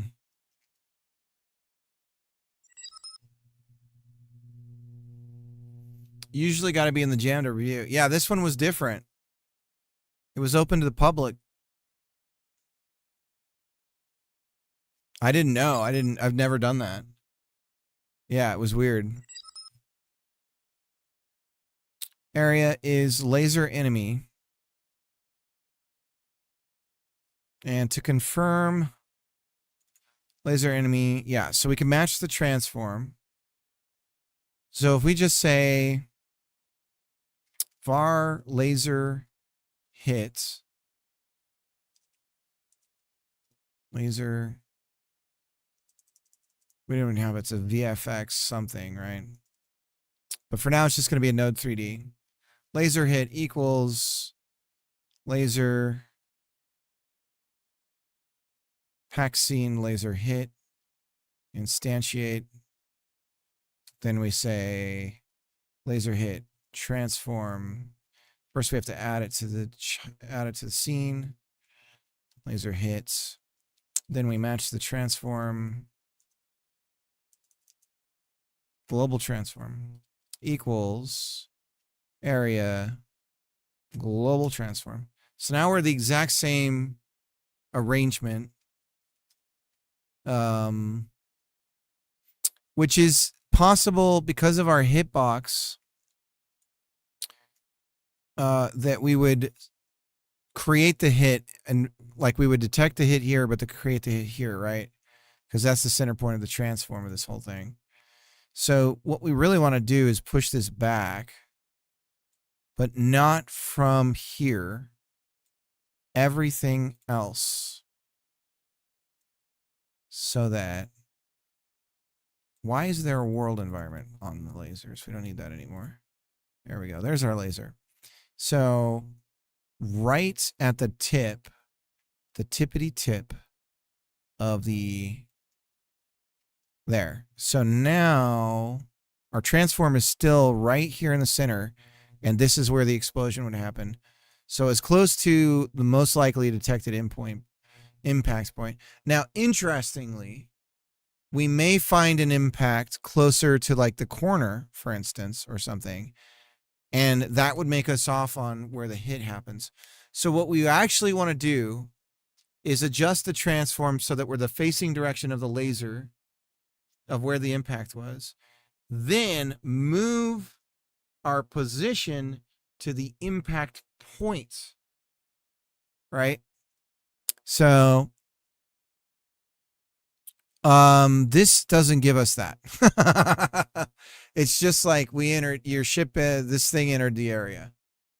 Now I wonder if I can query physics and ask it some information that I could use to do what I'm talking about, but I'm not going to worry about it because again, we're in a jam. But that's a little bit of polish that we would want to do if we were very serious about this. Match, laser, blast, scorch.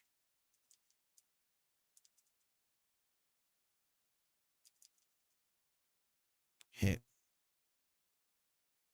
to impact point, not area.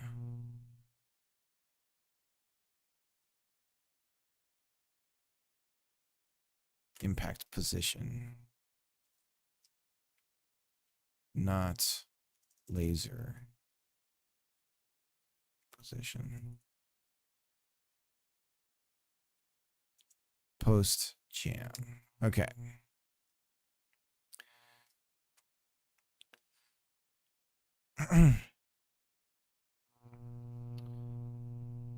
So I think this is going to work.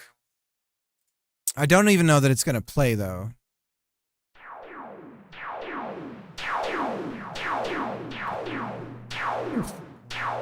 So it's a little big. And we want it to be relative to our ship's world. So what we want to do is add it as a child of the ship. That way it travels with us. Let's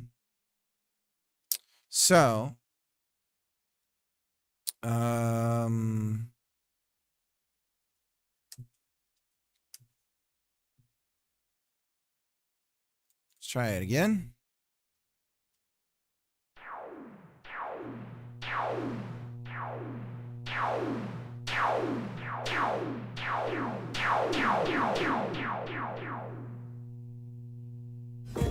Okay, so it definitely needs to be smaller, right, boys?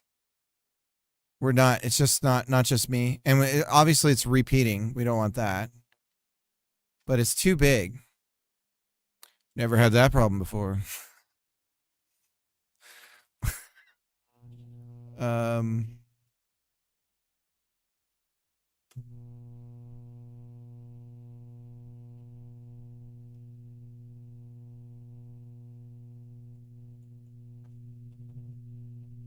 Stealth burn.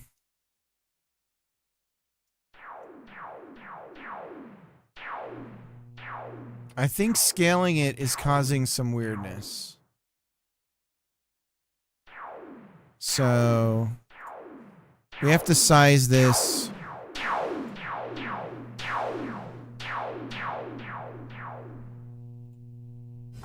Using other means.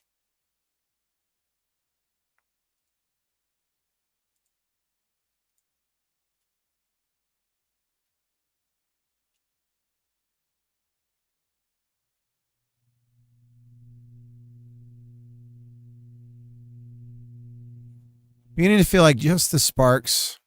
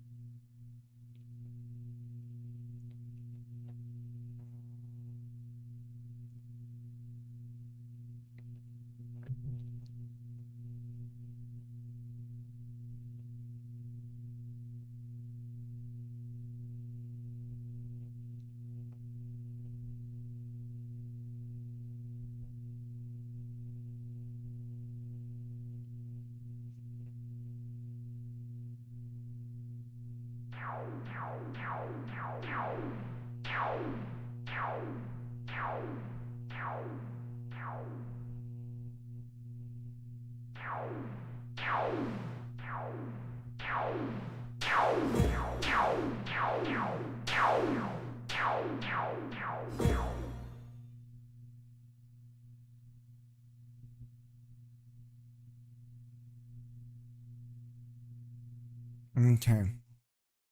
So there's a lot of stuff about scale that I would need to work out.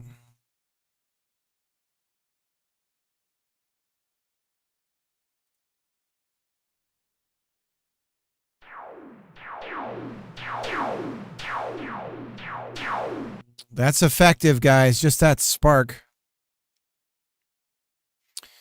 So what I need is for this laser to self-destruct. And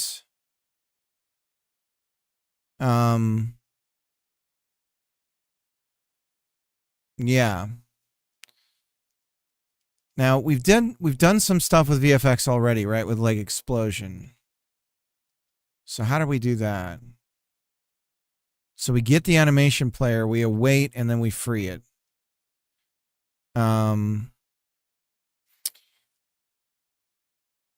So let's just add a script here called laser hit. This is really stupid.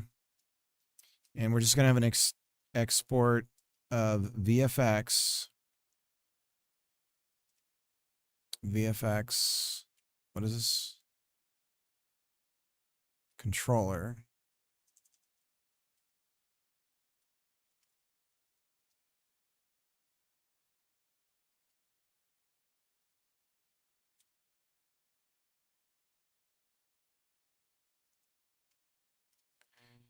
Come on.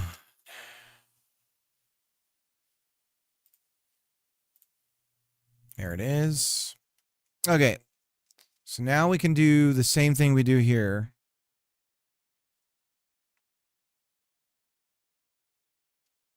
In our hits.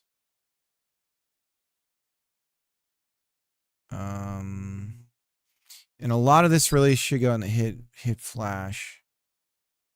So we instantiate.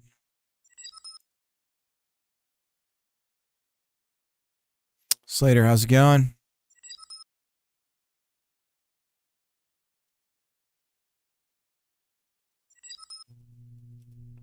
And we go like this. And this is laser hit dot VFX. And we can get that because laser hit is now laser hit. And then we say laser hits Q free. Okay. Let's put this inside of our tweening. So hit flash. And we are going to do some of this later.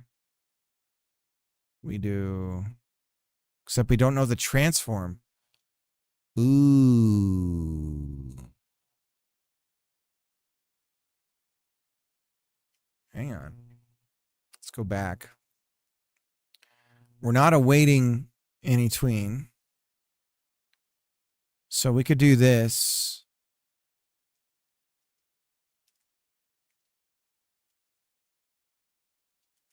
Like that. Okay, let's see how it looks. If it works. It works. So now we get a little ping. We get a little like little spark of where the hit happens and the camera shakes. That's fucking dope, if I don't say so myself.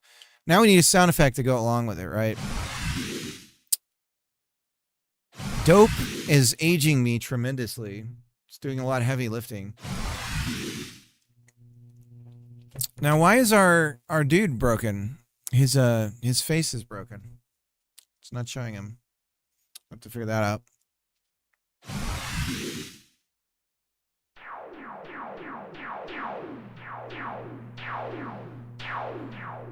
I'm firing my lasers.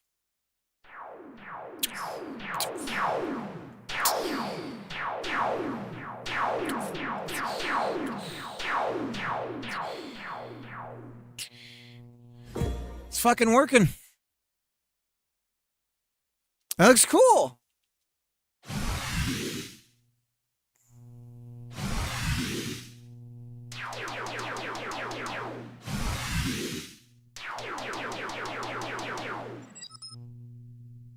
I want to see. I looked away. Okay, let me get rid of the collision shapes so you don't see that. Here we go. Pink. Pink.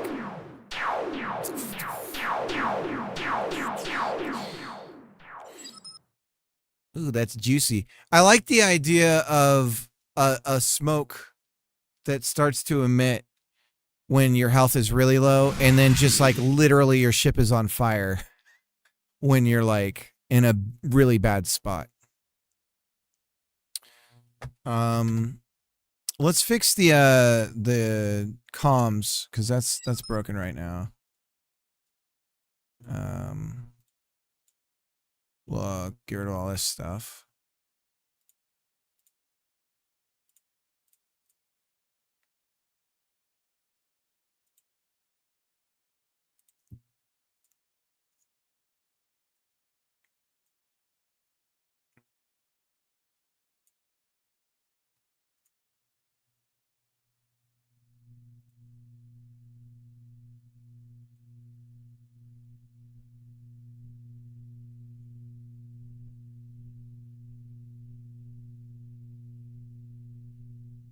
Something's broken. What is it?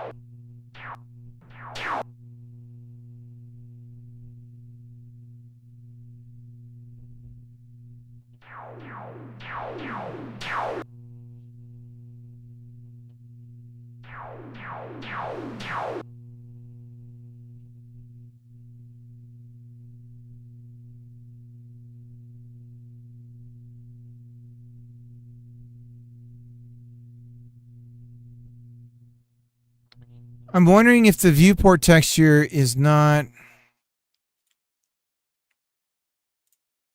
pointing to the same viewport anymore.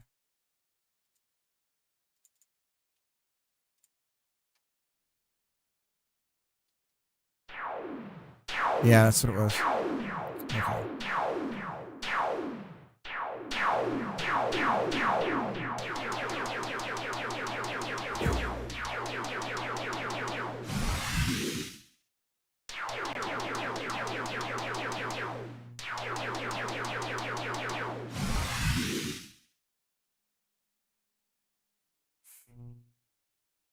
Dudes. Making video games.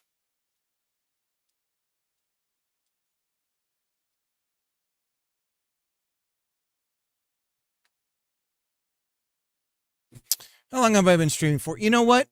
We're going to raid out. Much love to everybody out there. Appreciate it. I got to grab my wife, rescue her from the kids. Nap time, our bedtime is always this weird, long, drawn-out process lately. And, yeah. Thanks for the stream. Thank you so much. You too, Jacob. Everybody who's you know, I have no chance of winning. I'm resigned of like, I'm just going to make a game. We'll go from there. I'm thinking more long-term on this for sure. Still trying to get it in for the jam. So, but we'll see. I mean, I have a feeling I'm going to overdo it on the controls and that what feels right for me is going to be too loose for other people. You know what I might do is just upload this thing to Itch and be like, hey, could you tell me, is this too, Jacob, would you mind trying this, for me and just tell me how it feels? Or is that going to fuck things up for the jam? Like what, I don't know how you feel about that.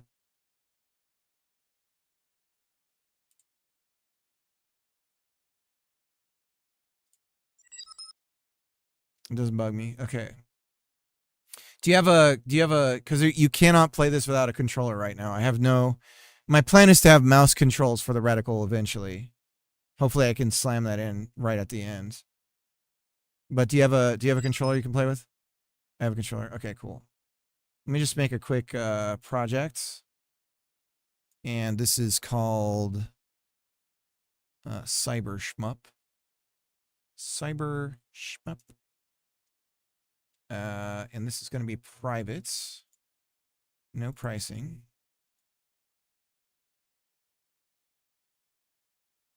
Visibility is a draft. Only owners and authorized people can view the page. So I have to do restricted. Allow password. Hack the planet. Okay. And I think I gotta download the presets. Manage export templates. This is cool now. We can download specific templates. This is neat.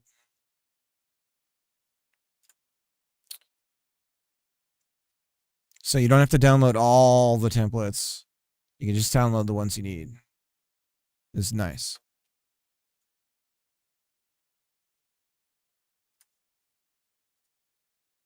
export. Okay. And then is there anything we have to do to make this work right? Progressive web app? No, we're not going to do that. Progressive web app is a horrible thing. Thread support? Sure. Extension support? Yes. Anything else? Is there something we have to do for...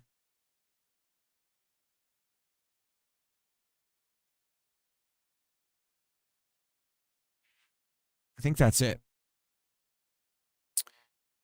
And then we just need to make sure that that it's called index, right? That's like the key to this, is that the root of it is index. I'll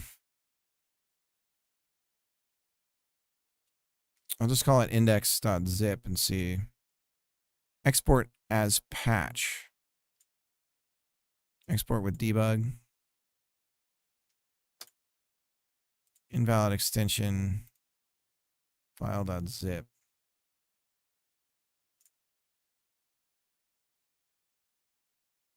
This might be too big. I might have too many, like, this might be a huge download. Because I think I have, like, a lot of meshes and stuff that I'm not using.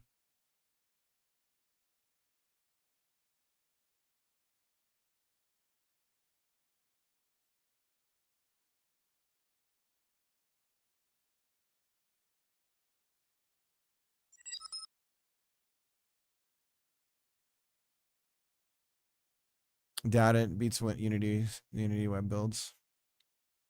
Yeah, there was a guy on Reddit that was asking for people to play his game. And he seemed really bummed out on one of the game dev channels. And I was like, oh, I'll check it out. And then I went to play it, and it was like a Unity build. And when I full screened it, everything would just disappear.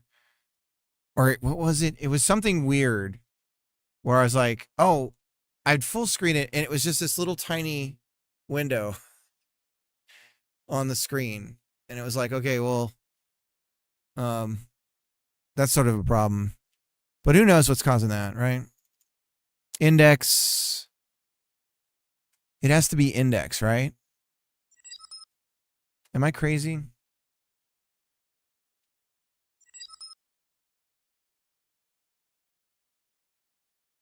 Or it needs an index in here. I don't see anything that looks like home here. There's not even an HTML.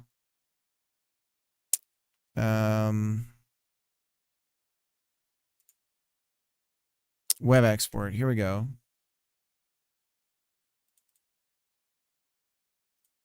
So cyber shmup. That's what it was. Here we want it to be index. And then we zip this. That's what it was. So now if we go to cyber shmup, everything we need is here, right? And actually I could run the project as a web build. Here.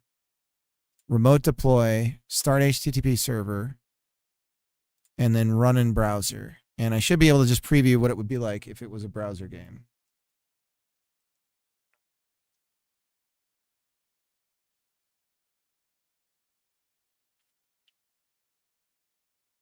And lovely. Compiling shaders. That's what you want. Shader compilation. Even though Godot's like, oh, we do that now. Lies! Don't believe his lies. Okay. We've got our thing to upload. Upload file. Cricket. Cybershmup. And we are... This is not an executable. This is a...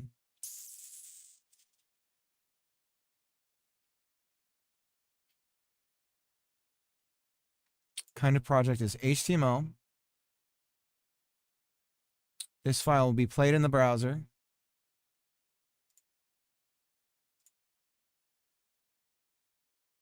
Save the page.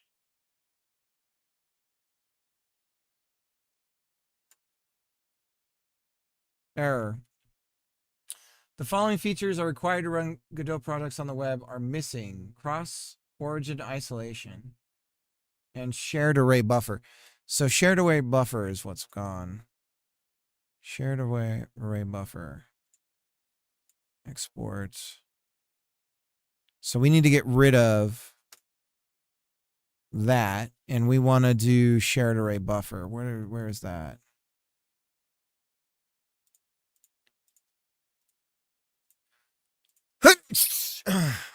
Is that on the core? It requires cross origin. So I guess I'll get rid of thread support.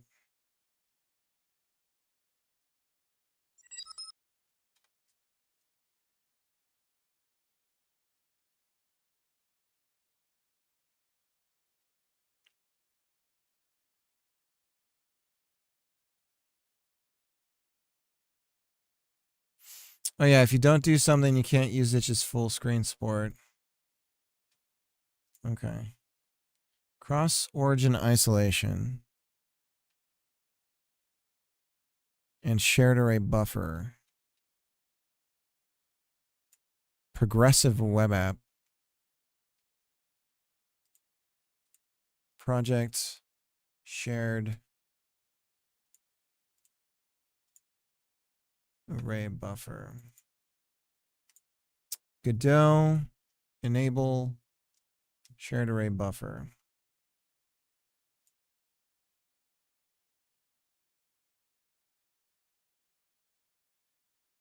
Oh, there's a box. There's a checkbox.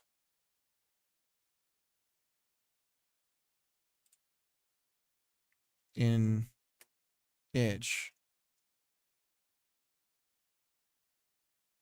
Shared array buffer support. Full screen button. Save. View page. Run game. Okay, looks like it's working.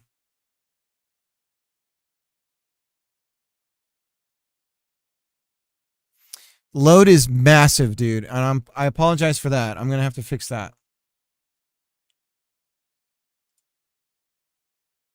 I don't even know if it's gonna load.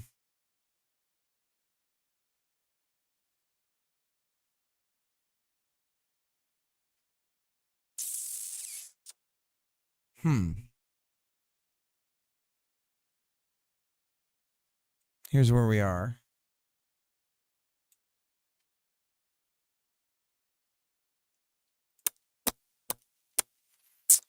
Let's reload. Run game. There we go. The password is hack the planet.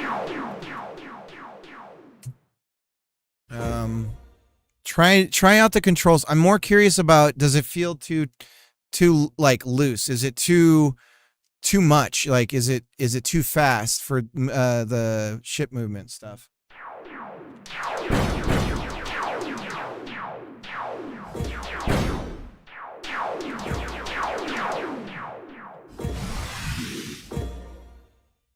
So just so you know, the controls, this trigger is your boost, and the bottom facing button is your blaster. And then a left stick is to steer.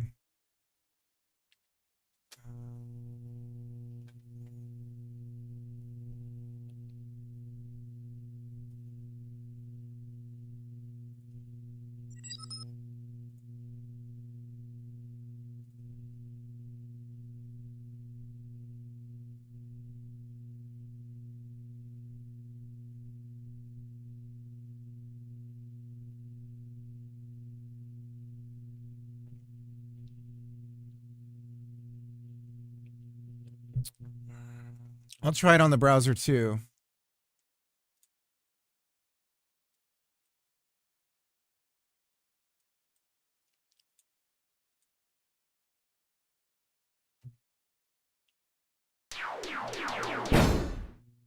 Oh, the shader compilation.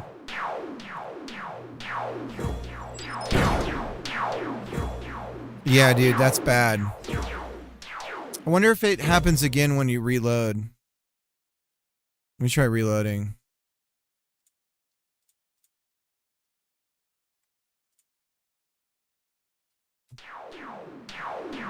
It seems to cache.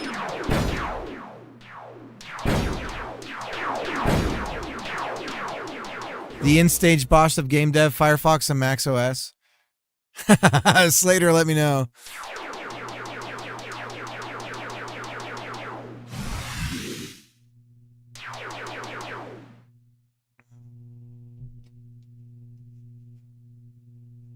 So I definitely have the movement. The controls are very, very like quick.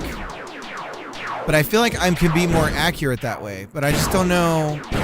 I don't know if people will like it, but I like it. So I'm like, this is nice. Even though it actually takes a while to travel the whole area, you are going really fast when you're doing it.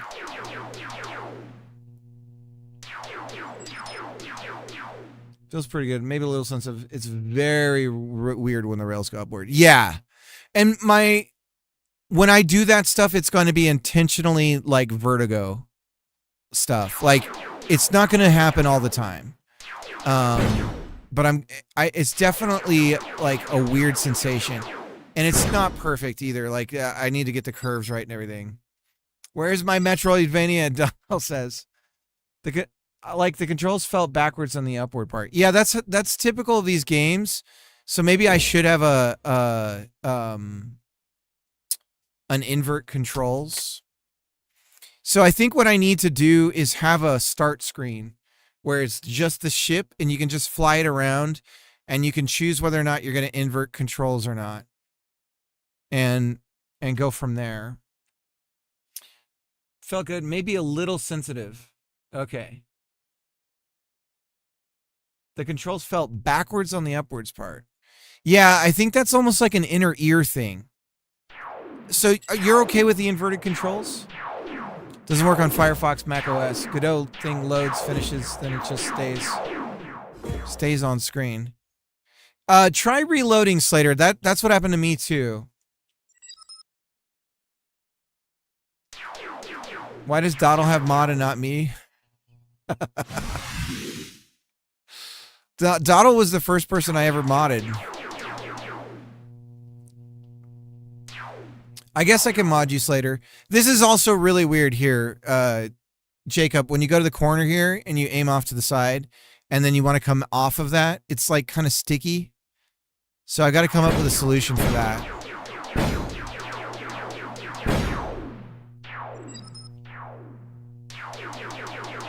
Yeah.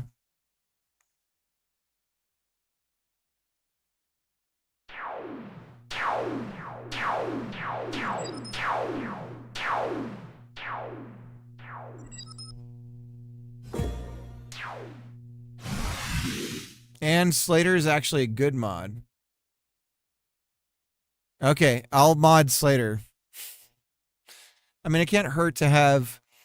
Just know that I'm a little... I tend to let people stay around that some mods might be kicking them out. So, but you'll know when it's happening. Here, I'll mod you. I mean, if you want it, I don't want to mod somebody who doesn't want it. How do I do this? Where do I go?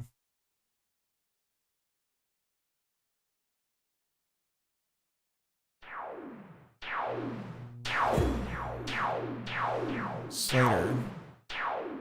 Mod. There we go. You've been modded. Inverted would feel nice. Hard to say without an option to try. Sometimes I do push into the ground. Yeah, that's that. I gotta fix all that. I collect mod chips on Twitch like other collects Beanie Babies.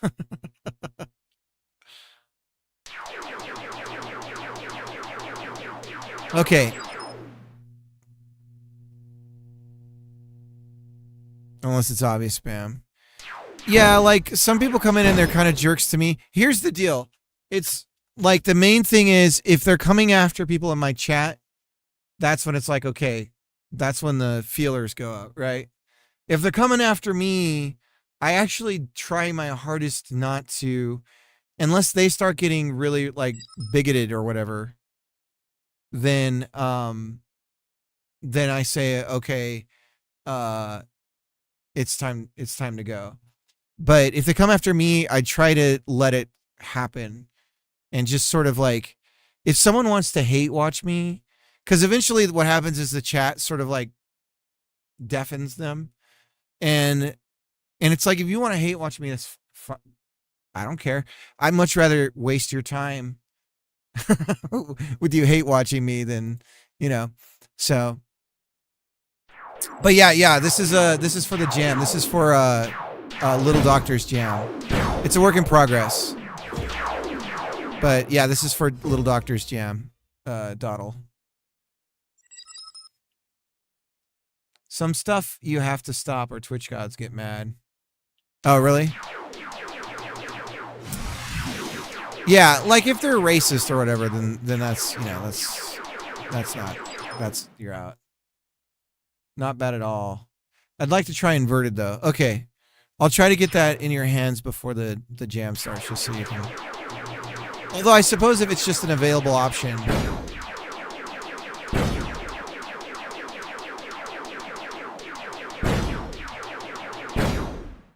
Anyways. It looks good. You should complete this. I think it's going to be my thing, Dawdle. I think this is going to be it. I'm going to go hard on this. And then when the next Metroidvania thing rolls around, then I'll go there and revisit my Metroidvania work on the next Metroidvania month jam. It might be hard though, because I think it's going to be during PAX, and I'm going to PAX, so PAX West. So September 4th. So I don't know how to tell when the Metroidvania month scheduling is, but I can check. But it is a whole month, so. But yeah, I have some. I want to do this one, Dawdle. I think I can do this one. It's in Seattle. So lots of urine. Cricket, I forgot. Do you do this full time? No, I used to. So I used to stream full time, I guess you could say. But for a number of reasons, I can't anymore. So I can only really stream full days, 3 days out of the week right now. And really, well, it's 4 technically. Really, only one of those can actually be a full day. And then on the weekends, I always feel super guilty and I just want to be with my kids. And so I get about 4, maybe 6 hours on the weekend. And yeah, the sensitivity, like when I came back down from the high point aiming at faraway enemies, my cursor just jumps past the enemy because it's so fast. Yeah, the further away targets. Yeah. But I mean, if I could make money doing this, then the equation would probably change. The other thing is I homeschool my kids, and that's an all day thing. If it sometimes it shouldn't be, but it's rough. Some days are bad. And so it's like, okay, we're going for hour X, and it just keeps going because it's weird. I let my kids I give them a lot of freedom. And so it's interesting. But every time I think I'm doing a bad job, my kid does some sort of state test and does really well. And I'm like, okay, I must not be screwing up. I couldn't have kids. They'd stress me out worrying about them. Yeah. Yeah, it's interesting. I've said it before, but like for me, before I had kids, when I would think about like existential dread of like death, for instance, of like the infinite nothingness and not existing to know that you're in nothingness, right? If you're, depending on your belief structure, but that fear went away and was replaced with I need to be around for as long as possible for them. And now my fear of death is I'm going to miss their life. So it's completely changed that, where it's like, if I die, I get to miss out. I'm going to miss out on all this stuff, and I don't want that to happen. So it's changed the equation with that kind of thing. So, but yeah, it definitely flipped a switch in my brain though, having kids. Like suddenly a lot of things made sense, and I was like, damn, I've been wasting my time. But I don't think it's that way for everyone. And I'm not one of those people that's like, you should have kids. That's why I'm holding off on having kids. Man, smart people need to be having kids. Smart guys, we got to have replacement numbers for smartness. Please. Please.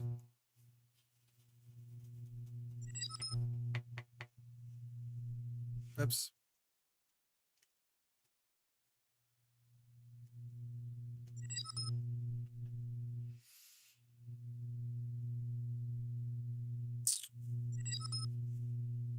It's happening in real time, dude. It's funny when European countries, like people come in and chat and they'll be like, oh, you know, stupid Americans. That was actually an example. I had a guy come in who was French. I was doing a French accent. He got real mad at me and he started like insulting my mom and stuff. And I didn't ban him, and I just let him cook. And I don't know if I won him over or not, but I didn't have to ban him. He just left. But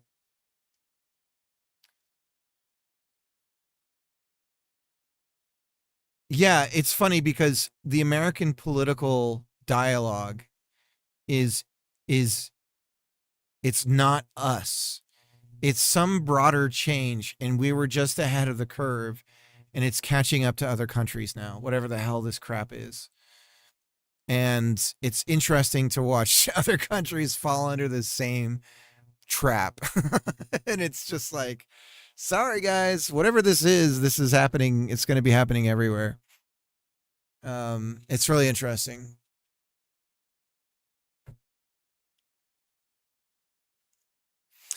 Jacob, thanks for checking it out.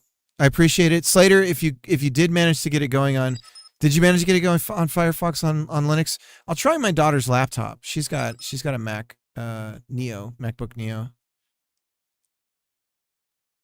I get that a lot just for having USA in my name. I'm a Brit born in Switzerland. I just live here.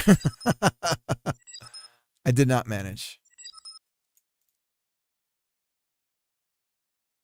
AI will make it so bad people forget how to do anything themselves. It's going to be a disaster. The future doesn't look good, but I'm here for the clown show. Yeah, I know. I started the Gemma model for our home, mainly so we just couldn't like train their models and have our own private LLM. But also because my daughter, like the LLM stuff is in everything. And she was doing a Google search, and Google's responses are, you know, if you engage in them, that's a language model. And she doesn't know that. And she's like talking to it, and it's like doing that whole, that's a great idea thing. And then she should send it a photo, and then she sent a photo of her brother. And I was like, whoa, we got to talk about this. And so I had to sit down with her. And I was like, okay, here's the deal. I'm going to get something running privately. You're going to do that there. And I'll be able to see the chats and everything, right? As well. But the main thing is I'm coaching her through understanding it and being like, look, this is acting like a person. It is a person. It's always agreeable. It's going to be doing these things to you, and you need to know that. And you need to engage in it in a certain way and keep it at like a distance. And it can't be a tool for verifying, right? It's like, it's not that. But anyways, it's been interesting. Lots of talks. People are crazy. The internet scary. Yeah, I have a lot. Well, that's the crazy thing too, is I have a ton of, on the router, I've got a ton of filters and stuff.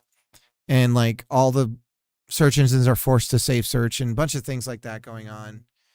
It makes YouTube really annoying to use, actually. Like I'll search for a video and I literally can't find it anymore because of the filtering. But yeah,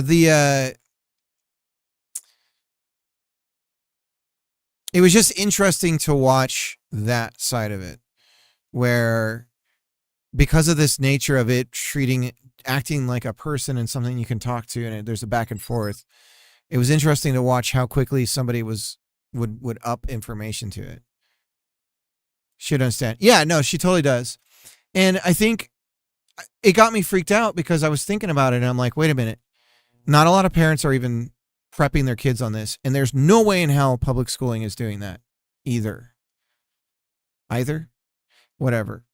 And so it's really freaky to think that this is all coming. It's coming right now. It's a tide. It's like a wave, whatever. It's coming. And we are not prepping any of the kids for it. Daughter's already hacked the router, gets on the dark web. But it's really scary to think about that there's no... Like when I was a kid and I was like, I want to learn how to program, and I got an old Apple II, and it came with a manual, right? And it was like, okay, I can kind of get by with the stuff inside the Apple II manual. And then I was like, okay, I got to find out more about this. So I went to the library and I did some searches and ended up, the only programming books I could find were actually in the kids section, because there was a big push in the 80s to teach kids to code. And so there's nothing like that right now, I bet, for AI. Like, there's probably nothing to prep kids on this shit. It's crazy. Stress of having kids these days. I couldn't do it at all. Yeah. Yeah, I'm also like a lot more, people are like, I don't know. Like if I ever say anything about my thoughts on like, because everyone's all freaked out about trafficking and stuff, and I'm like, well, and I downplay it, and everyone gets really mad at me. So I've learned just not to talk about that. The world's a scary place. Everyone wants to kidnap your kid. That's right. Okay, I forgot. Okay. So, I kind of just zip it when that little bit of dialogue starts coming up. But yeah. No, I found that Sorrow, there's actually a lot of web like training stuff on the Japanese NHK stuff has some really good educational stuff for like propaganda and how to spot like certain things on social media and stuff and be alert to it, and like how to just think about it. And so they've actually had some really great, and it's just like, I think they're hamsters or something, and so my kids like watch it occasionally. It's interesting. I was on some Vibe Coder stream a while back, and that guy was 100% cooked. If you think of learning to program, don't waste the time. Just use AI. Yeah. Yeah, I think there's going to be a huge rebound for people coming in to clean up the slop. I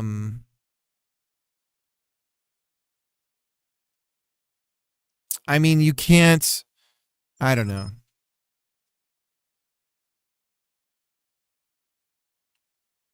Carl's Jr., I thought it was Wendy's that everyone was freaking out about. Wasn't it Wendy's that Reddit's doubling down on?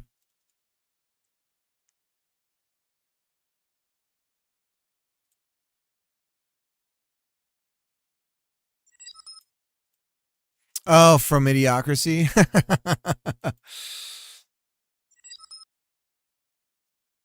Wendy's?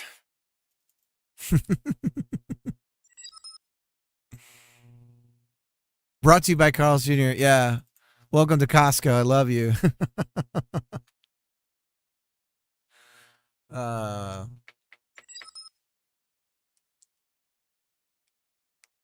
Slater, you don't know Wendy's? The restaurant? Burgers? Square Burgers? Wendy's has issues. Oh, they're doing terrible. Although the stock's bouncing up because it's like double in the like past week because people on Reddit they're pulling a GameStop on it. Wendy's, yeah. With the pigtails or the what do they call it? What are the ones where you twirl the hair together? Whatever the hell that is. Yeah. She looks like what's the Swedish book or whatever, with the redhead? Pippi Longstocking. She looks like Pippi Longstocking.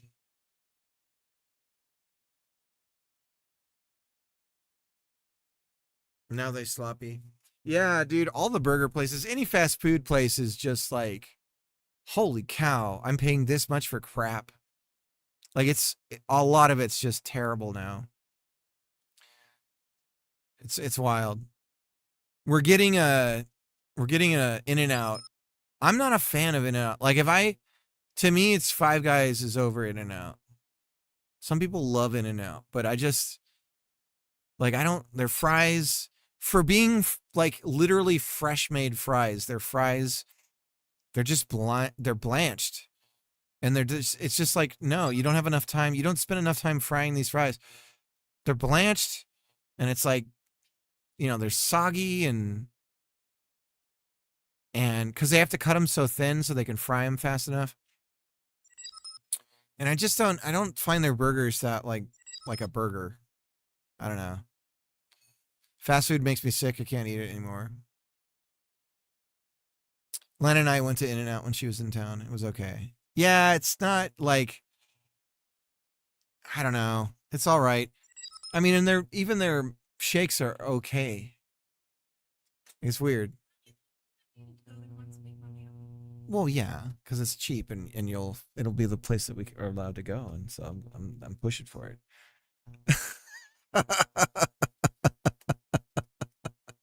I have my reasons.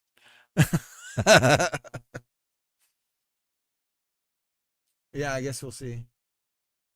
Fries are weak, but burger good. Along with the price is way cheaper than anywhere else. Yeah, and it isn't poison like most fast foods. Yeah. Yeah.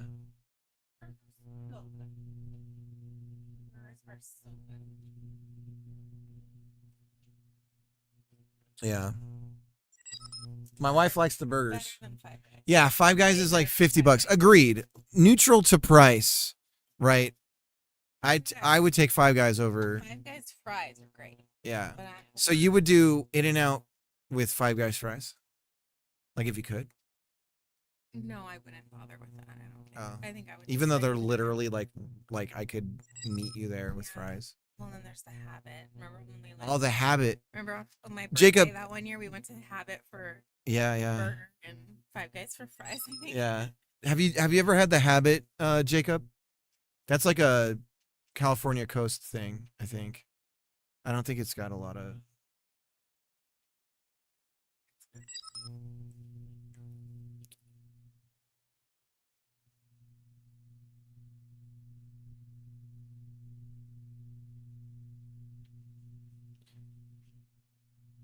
So is Lana tall or short? What are we talking here? That's like my pressing question. There was one in Cali, I don't remember. Yeah. It's good. It's you can get different kinds of burgers there. Like you have a lot of choice.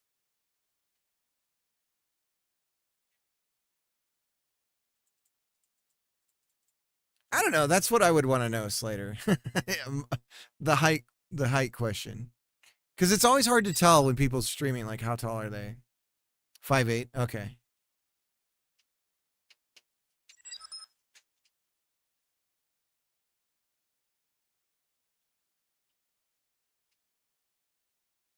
Interesting. Toddle. I guess so. I don't know. I have a feeling my daughter's gonna be as tall as me. She's gonna be taller than my wife for sure.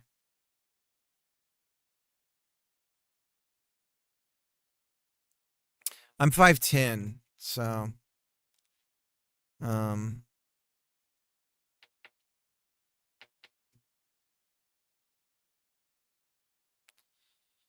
but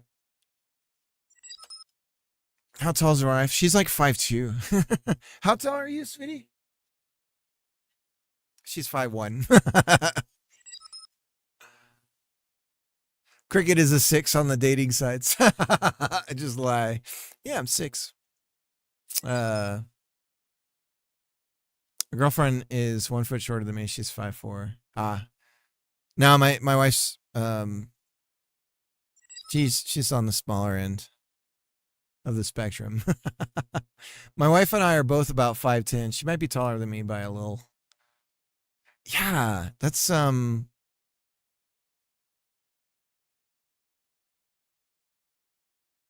yeah, I don't know. I height, like, if somebody was tall, like if a girl was taller than me, I don't know. I would feel something about that would be weird, and I don't know if that's like sexist or whatever. But it would be. I don't think I could do it. You know, but I don't know.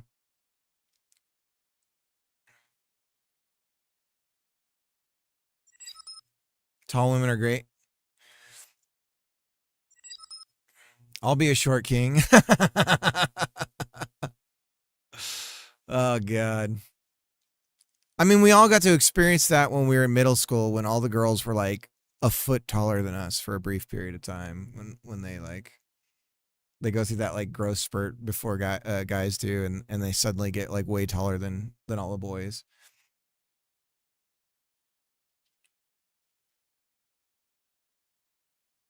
That didn't happen to my wife. She's piping in the background. All right, I'm gonna head out. Much love to everybody out there. I will see you guys later. Let's go ahead and raid. I appreciate the conversation and just chatting. It's nice to unwind. I like small women. Tall women have big feet and hands. Feels like they could smother me with their bare hands. I don't know how many people are watching right now.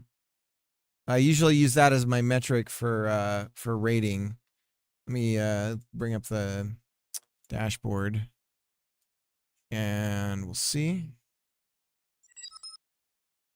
8. All right. Funny. It's funny. The area I live in, San Francisco, is basically gym bros central. They're all like 6'4" and have 5 foot tall girlfriends, and looks like dads talking to their daughters out for a little walk. The closer you get to see what's what. It's pretty funny. Oh, man. Yeah, we could raid LJ. LJ's going. He's doing some ZBrush. He was doing some cool modeling the other day. Some cool modeling stuff going on. By the way, Curlin K still streaming An Empty Room. I'm concerned about this guy. I'm just going to link his stream here. This guy keeps streaming every day, just his room with a door. And I don't know what's going on. I'm worried. And there's sounds. Let's turn up the volume and listen. It's like one of those, like, who was that YouTube girl? Or one of the first mystery YouTuber girls that was, everyone thought she was real, but it was a fake act thing. But yeah, I don't know. I feel like now the camera's been moved. It was pointing at this door originally. But now we're just looking at a closet. Nothing creepy going on here, guys, whatsoever. So I don't know what that's about, but we're gonna raid LJ. So let me do that.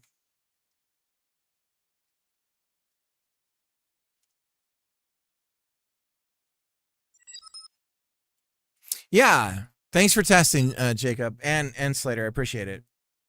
My BAI. I know. I thought about that with the picture, but I only follow people I've rated typically.